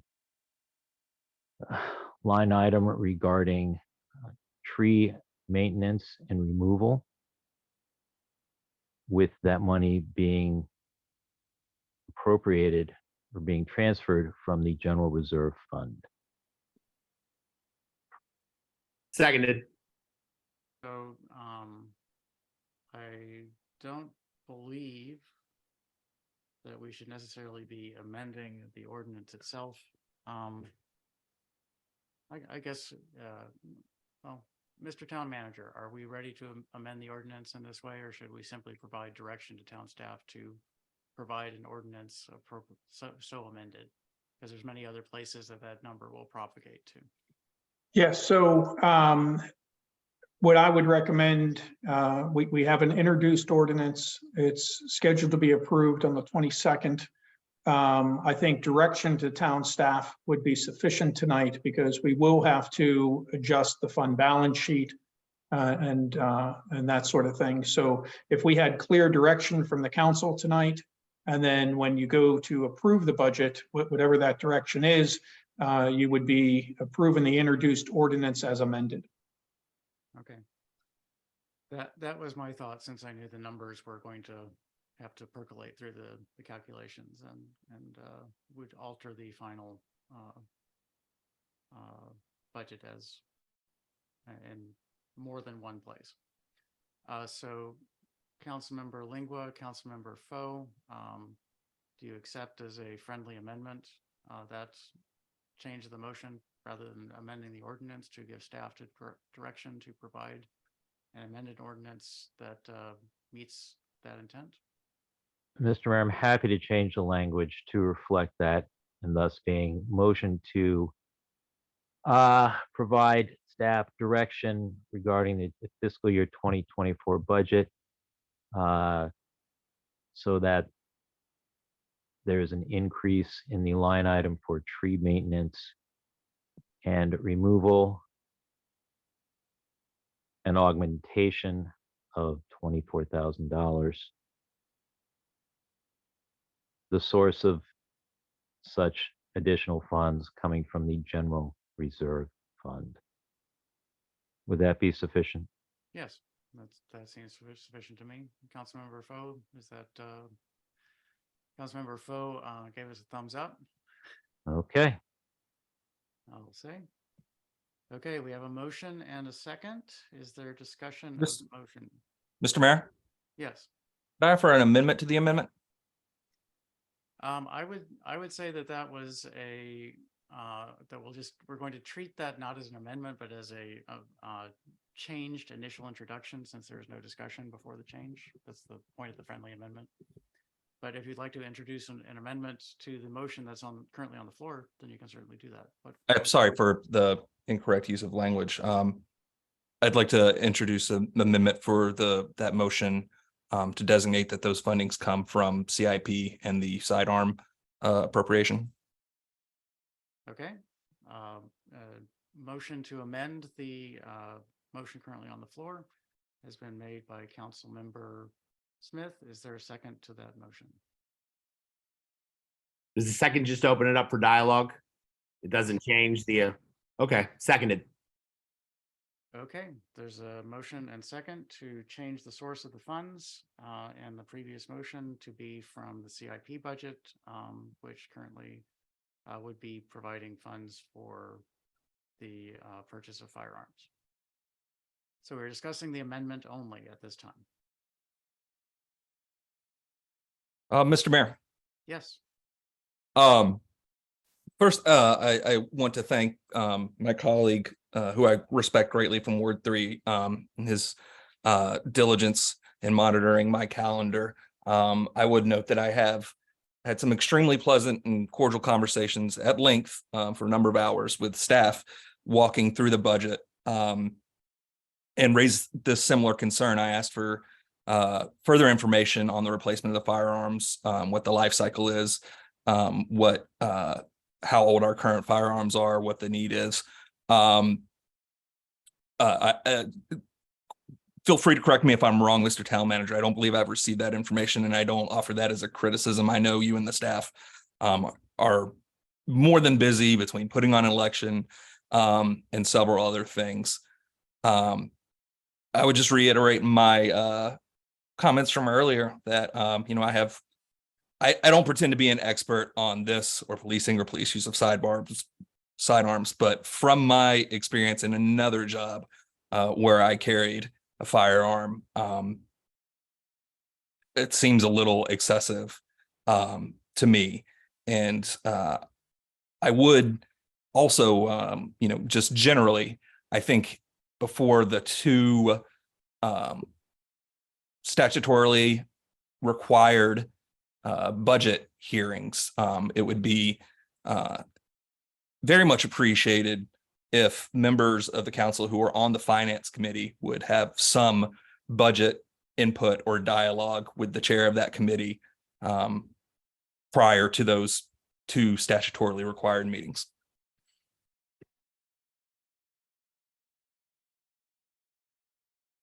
Thank you, Councilmember Smith. Is there additional discussion of the motion to amend the motion as presented by the council member from the 3rd Ward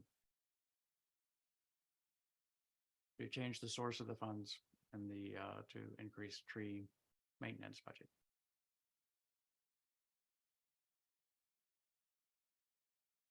I will note, Councilmember Smith, I don't remember the exact wording of your motion, but the firearms would not cover the entire $24,000, and I presume that the additional 4,000 would be taken from reserves. Is that correct? I would see that as friendly. If it seems 40% is a bit arbitrary, though I would certainly agree that an increase would be helpful. So either just taking the 20,000 on its own or 4,000 from reserves, either one would be seen as friendly by me.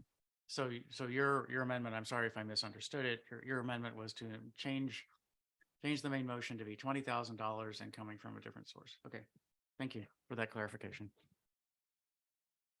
Is there additional discussion of the amendment to the main motion to change the total amount from $24,000 to $20,000 and change the source of the funds to be from general reserve to being the capital improvements budget for purchase of firearms? Any additional council discussion on that motion? Mr. Mayor, that sounds like that's two separate amendments to the motion. I think that you can phrase it as a remove and replace, and it acts as a single amendment in that way.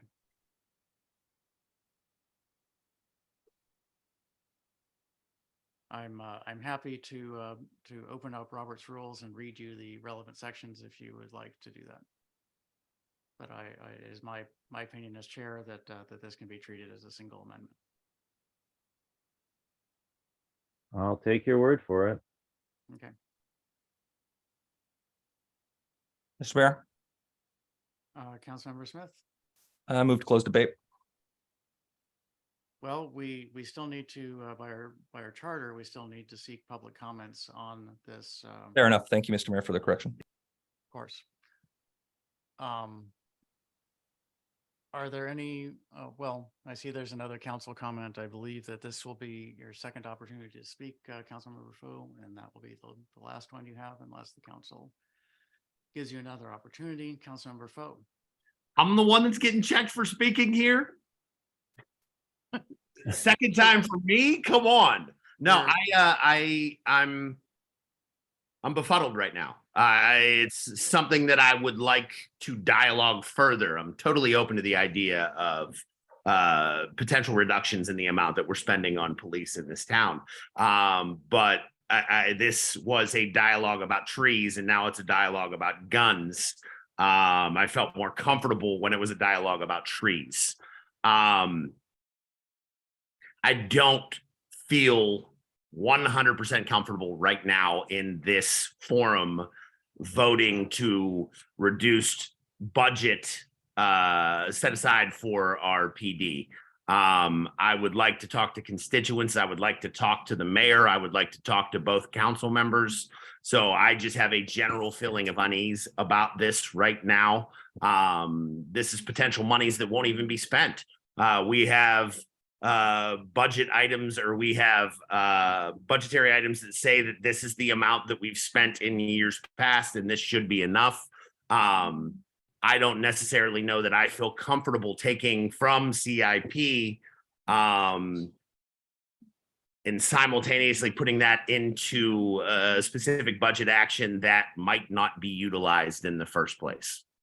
You know what I mean? Like, if we're talking about $65,000 is what our staff is telling us we think is enough, these additional funds shouldn't be, robbing Peter to pay Paul. I believe we have essential funds to allocate this. And I believe that the dialogue about guns and police in our town is very viable.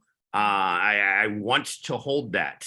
I don't believe this is the forum to, defund weapons for our police department. So that's where I am right now.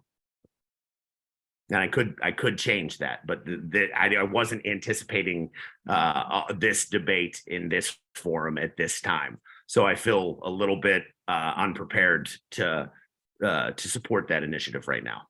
Okay, well, I will mention, just as a clarifying remarks, that all we are doing at this time is asking staff to prepare possible amendments to the introduced ordinance. And so we could ask staff to provide multiple options and prepare multiple options. And then the decision of which one to choose could happen at the meeting on the 22nd. I would feel much more comfortable with that. Okay. Counts, let's see what we can do at this point. Mr. Mayor, Yes. I'm happy moving forward with whatever consensus there is. I'm not naive enough to think that this my proposal here is going to go somewhere other than it likely will. My point is simply that I don't have it out for the police budget or anything like that, but we spend over half of our budget on policing. If there are other things that we want to increase the budget for, it's got to come from somewhere. I don't think it's fiscally responsible to take that out of reserves. And we have an option here that, like I said, I would be happy to be proved wrong on the life cycle of the current police sidearms. If that information is available, that would be fantastic. I'd love to see it, and, would consider withdrawing my motion or amendment or whatever we're calling the process here. But I recognized the likely outcome of this and the hour, and I'm comfortable moving forward. Okay. Are you withdrawing your motion to amend, or are you, was that just your final comment? And please keep it short, because I think. Yes, sir. That was my final comment. I'm not withdrawing. Okay. Is there any public comment on the motion to amend the main motion?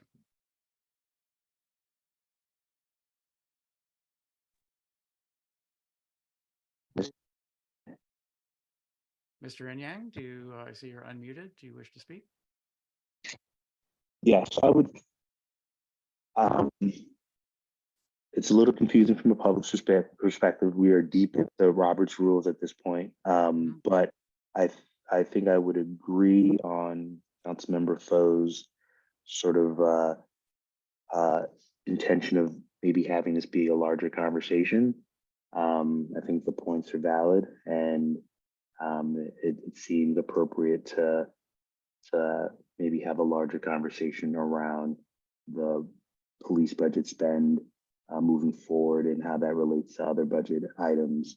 And I agree that, yes, this may have come up in the budget conversations, but in order to get like true community buy-in, I think, focusing in on this is a worthwhile endeavor.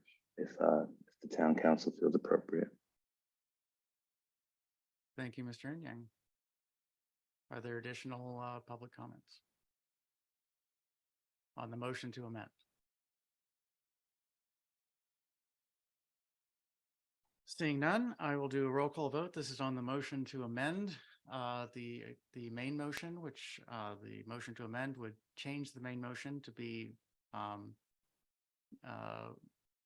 removing $20,000 from the capital improvement budget item to purchase firearms for the police, and to place that add that $20,000 into the operating budget for tree maintenance. With that statement, Councilmember Smith, how do you vote? Aye. Councilmember Foe, Nay. Councilmember Lingua, Nay. Councilmember Mejia. Aye. Oh, so we're tied. I vote nay. So the motion to amend fails. We're now back to the main motion. Main motion is to to amend or to direct staff to amend the budget, provide a budget amendment at the upcoming meeting to add $24,000 to the tree maintenance operating budget item to be removed from the reserve fund. Is there additional council discussion on this main motion?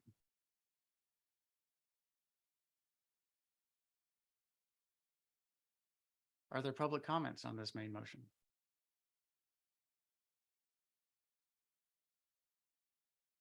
Okay, I'll do a roll call vote. Councilmember Smith, Aye. Councilmember Foe, Aye. Councilmember Lingua, Aye. Councilmember Mejia. Aye. And I abstain. The motion passes 4-0. Town staff, please provide amendments in that way. So we're still under unfinished business item 1, ordinance 2023-OR-06. Are there additional items to discuss?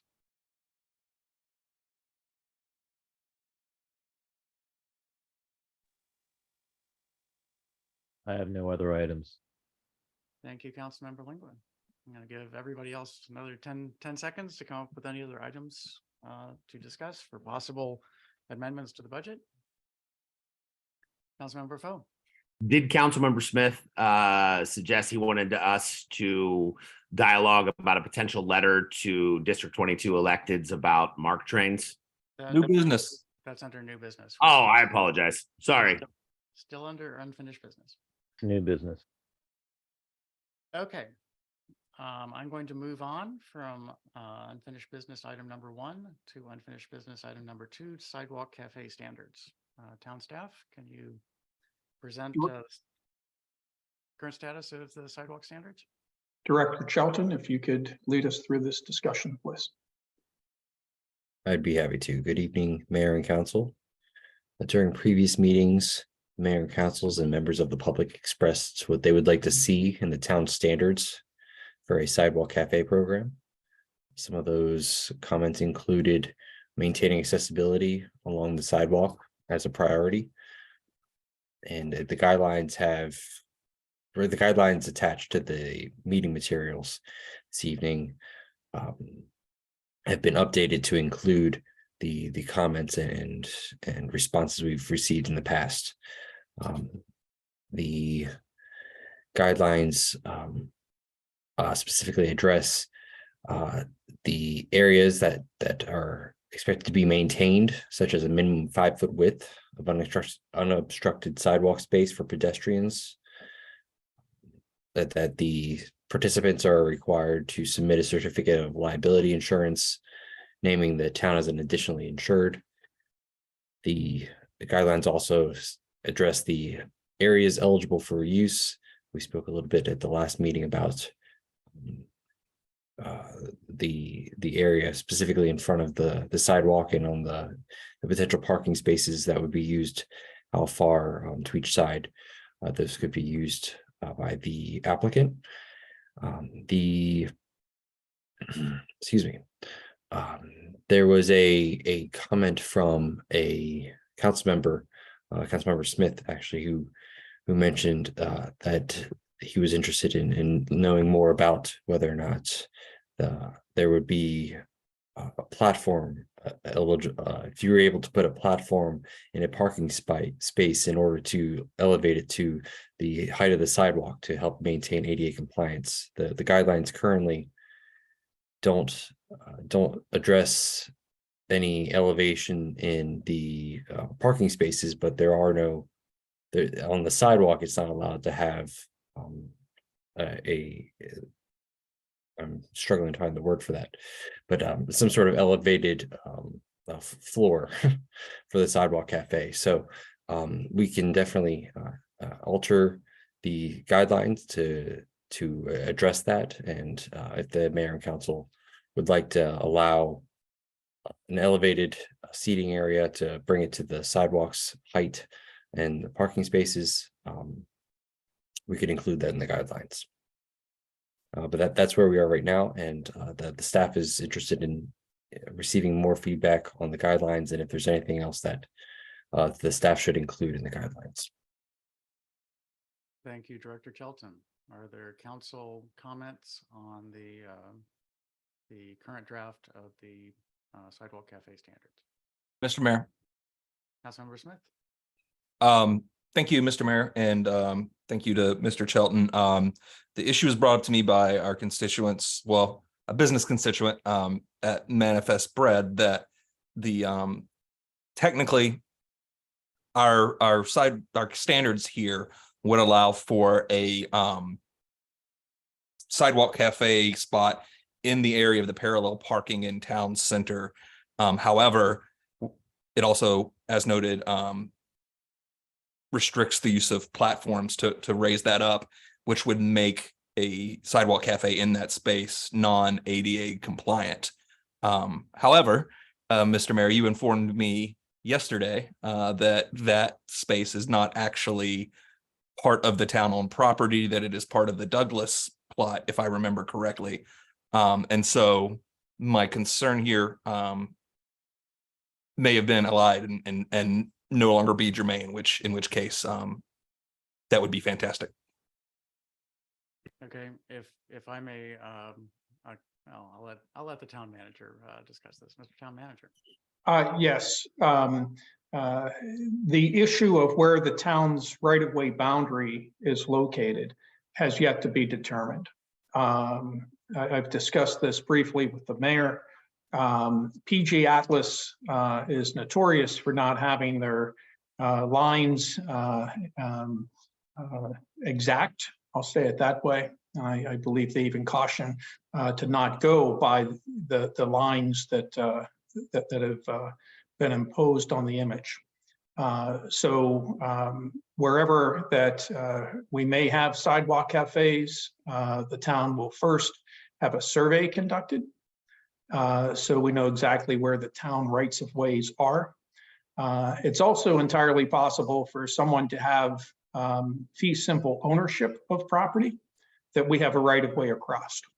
And the town would still govern the use of our rights of way and still require a license for use of our rights of way, regardless of the underlying ownership. Examples of that would be if there's a road that was within lot lines, but there is a fee simple ownership to the adjoining property, but a right of way for a road, that the town still governs that. So we have to determine exactly where that is. We planned on having the town center surveyed anyway as part of the larger project. And that's what we will endeavor to do to provide clarity on this issue.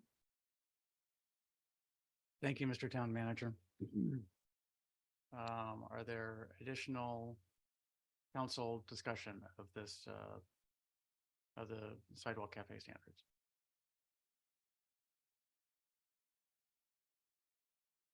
Are there public comments on these draft sidewalk cafe standards? Okay, I took some time and scrubbed them. So First of all, I would like to thank Councilmember Smith for identifying the platform and the parallel parking space. And I'll note that these standards are going to apply townwide, not just in this location. So I think we should address the issue of changes in elevation that may occur at in locations such as this, and perhaps allow platforms only for the purpose of creating a level surface. And but that's just a direction. So starting through the draft under the license agreement required section, I may have missed this, but I think that there should be a stipulation in the general license that requires removal of any structures and furniture by the license holder at the end of the license. And that just seems like something obvious, but I certainly didn't see it in my reading. I just wanted to make sure that that's in there. Under operating standards, the language hosing down seemed to be perhaps too restrictive, and simply saying thorough cleaning of the sidewalk every night. We might want to be a little bit stronger than thorough cleaning, but I think that allowing the operator to choose the exact form, maybe that hosing down isn't enough. It may be that hosing down is overkill. So just consider looking at that language. The discussion of the change that was implemented, the 5-foot width of unobstructed sidewalk space to allow accessibility. There was an issue that I've run into in other contexts regarding unobstructed sidewalk space or unobstructed space that's required by ADA, and the ADA is not specific enough for pieces of furniture that are movable. And so I think we should try to address that. That unobstructed means that it's quite difficult to move a piece of furniture. Otherwise, we could have that the edge of the table, when the chair is pushed in from chair back to chair back, is 5 feet, and then anyone sitting down would obstruct the 5-foot space. And so I just think we need to address that a little bit more clearly in these standards to make sure we have the accessibility. Continuing on in that section,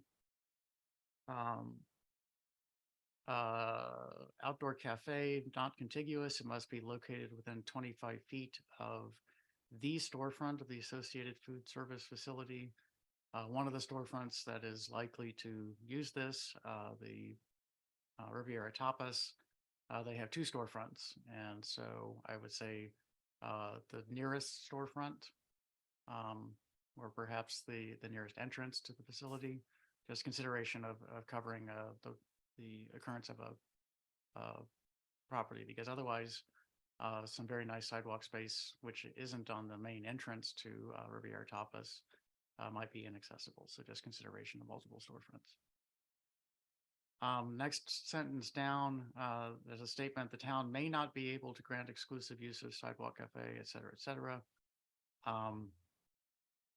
It would be nice to clarify what the may or may not, how that would be decided. It may be just an administrative decision, but it'd be nice to delineate what those requirements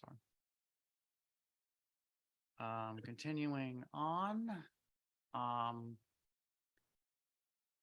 the table, well, first of all, the tables, chairs, and umbrellas section seems to be duplicated in mid-page and at the bottom of the page, but there's a statement in there that all portions of umbrellas must be contained entirely within the seating area.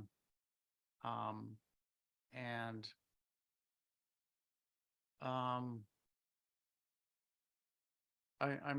interested in knowing some of the thought behind that. I think that with the 7 feet of clearance, it might be that having a little bit of overlap would be okay. I don't have a final opinion on this, but I would just like to discuss it further before the standards go forward, and just a topic worth discussing. Moving on, enclosures must have a minimum height of 36 inches and have a maximum distance from the ground of 27 inches. I think I know what that means, but I was a little bit unclear, and I think it might be better to say what the, you know, in a certain way, maximum height of 36 inches and maximum distance from the ground of 27 inches seem to be contradictory. So if we could just clarify that language, I think would be good. On the next, in the section on planters, said planters may not exceed 36 feet in height. I think we should probably stick to similar dimensions, so say 36 inches and 8 feet being 96 inches. We could just put both in there to clarify. And then my last comment was about the raised platforms and the need to allow them under certain circumstances, mostly in the conversion of a parallel parking space into a seating area that was already covered by Councilmember Smith. So that's my feedback. Any further discussion? Councilmember Smith. Thank you, Mr. Mayor. Just a point of clarification. Am I correct that these standards would not apply to the commercial areas of Riverdale Park Station, as we are not taking possession of the sidewalks there? So I believe that is correct. I would have to pull up the map. Town staff, Mr. Town Manager? Director, yes, I'm sorry, Mr. Mayor. Director Lewis, can you confirm that in the transfer of infrastructure, the sidewalks in the commercial area remain with K-Fritz? That's correct. So in direct response to your question, council member, this would only apply to where town has the right of way, and we would not have a right of way. Well, does our right of way extend beyond the curb? Only on the residential side of a street. Okay. So this, I guess I'm reading the standards as you're talking, and I guess there's a provision here if the sidewalk cafe is actually in the street. As the town is taking ownership of the street, this could apply. Yes. Yeah. Okay, Commercial, yeah, in the commercial areas, if it's in the street.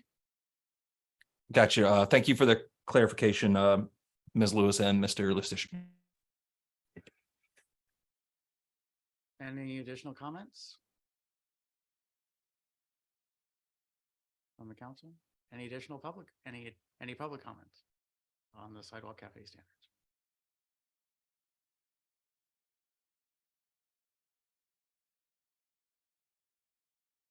Mr. Inyang. I just have a comment and what's the feedback been from business owners? I know Councilmember Smith has mentioned sort of manifest bread, but I wonder if there's been other feedback from potentially impacted businesses, and are they in favor, or has their feedback already been incorporated? So far, Manifest Bread has been the only business owner to provide feedback at the moment, and they're interested in participating. Thank you. Thank you, Director Shelton. Are there additional public comments? Okay, thank you to staff. I had a lot of comments, but I think overall the proposed standards are quite good, and I appreciate them. Appreciate the work that's gone into them so far. I believe there was one topic in the narrative. Oh yes, whether the council wanted to have the statement, that unusual statement that the city of Hyattsville appears to have about the space being empty seasonally, and I don't think we want to restrict it in that way. Any council members who think we should have a seasonal requirement of empty space?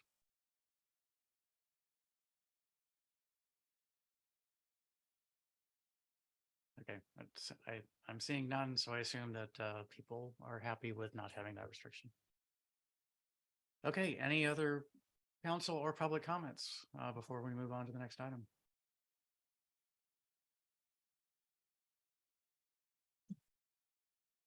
Okay, we are now to new business.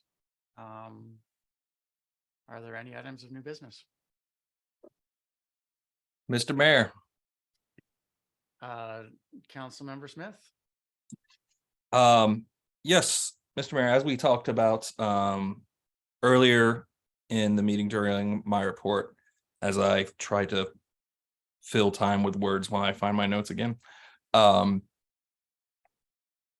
We have a great asset in the Riverdale Park Town Center MARC station that really is a major value add for not just our community, but surrounding communities in Hyattsville, Edmonston, Bladensburg, to some extent, University Park. And we also have within our community and the surrounding communities an incredible amount of growth in residential development in the last several years, in addition to over the next 5 to 10 years, so to the tune of somewhere, I would say, in the range of 1,000 units. I know it depends on when you ask the developers how many units they're going to be including in these developments, but we'll say 800 to 1,000 units. And it's important to note that these developments are specifically zoned for and intended to be transit-oriented developments. We do not currently have the transportation resources to facilitate that many new riders for a transportation system built around transit-oriented development. We know that the railroad tracks are owned by CSX, and we can't put more trains on those tracks. However, we do have limited service trains on the MARC Camden line that originates, in Baltimore or DC, that skip Riverdale Park, going north and just stop at College Park, going south, stopping at College Park, bypassing Riverdale Park, and stopping at Union Station. So it would seem that getting those trains to stop would just require something on the order of 3 minutes added to the schedule either way. I had extensive dialogue, as you all heard, with our delegation yesterday at the polls, and they are all supportive. They said that one thing that would be helpful is if we could provide something in writing requesting this action. So I would like for us to send a letter to our delegation in Annapolis, and additionally the governor and Secretary of Transportation, expressing the sense of the council that current MARC service at Riverdale Park Town Center is inadequate, and that the growth of transit-oriented development in the town of Riverdale Park and surrounding communities necessitates expansion of service at Riverdale Park Town Center, and that we request similar letters from Hyattsville, Edmonston, and Bladensburg, or that they jointly sign our letter.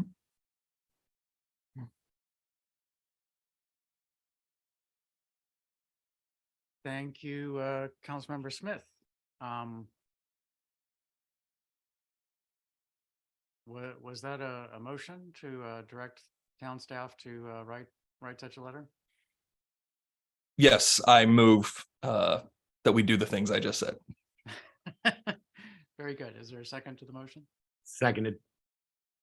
Okay, so there's a motion to direct the town staff to write a letter to the 22nd delegation, at least,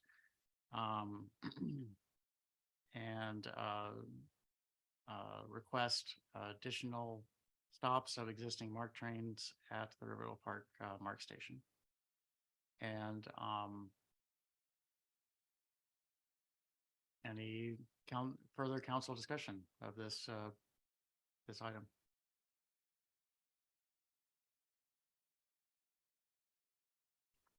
Are there any public comments?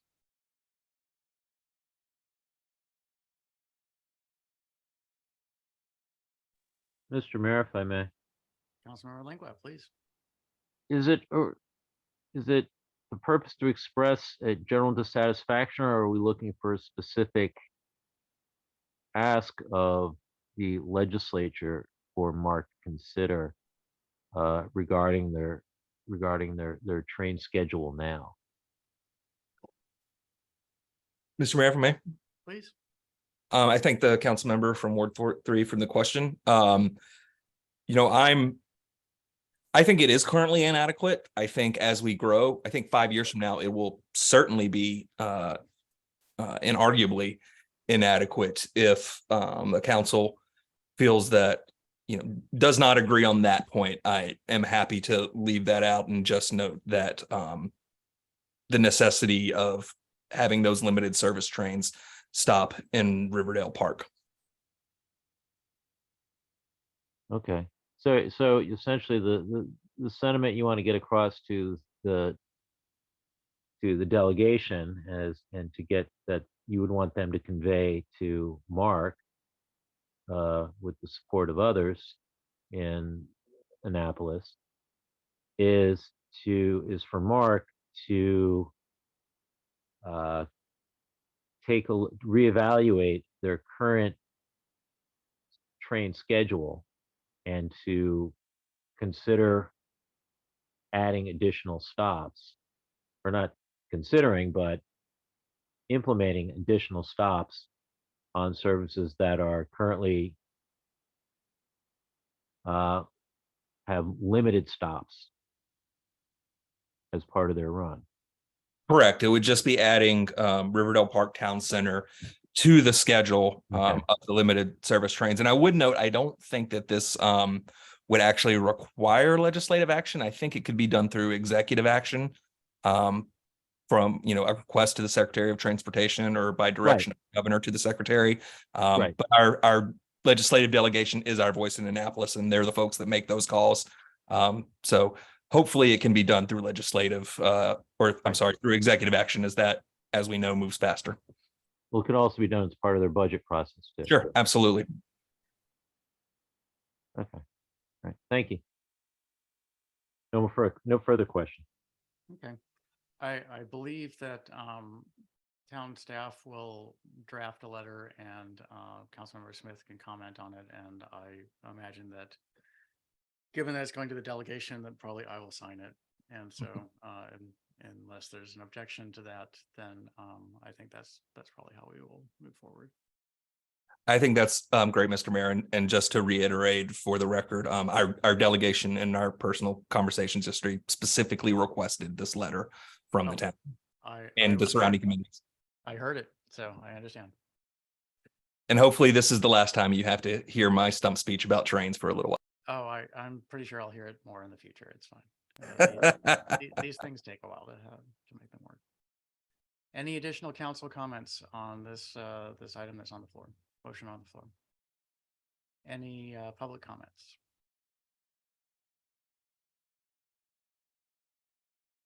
Seeing no additional comments, I'll do a roll call vote. Councilmember Smith. Aye. Councilmember Foe. Aye. Councilmember Lingua. Aye. Councilmember Mejia had to leave, so she is no longer present. I abstain. The motion passes 3-0. Are there other items of new business? I will mention to the council that there was some discussion about sending a letter regarding the noise issue that occurred over the weekend. Is that still an item of interest for any council members?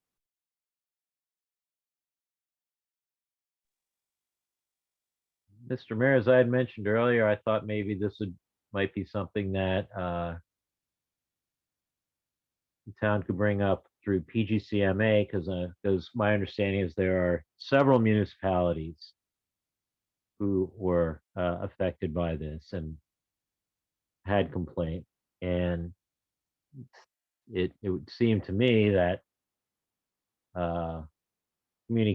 dialogue between that body and the District of Columbia might serve the same purpose. Okay. Well, I'm happy to bring it That's up. open for discussion. So Okay. I'm happy to bring it up at the next PGCMA meeting. I think that this will require council action at some point, but I think coordinating it with other municipalities is probably a very good idea. Okay. Any additional discussion to this item?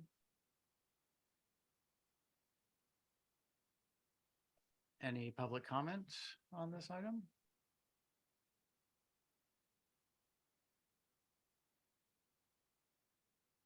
Okay. Is there any additional items of new business?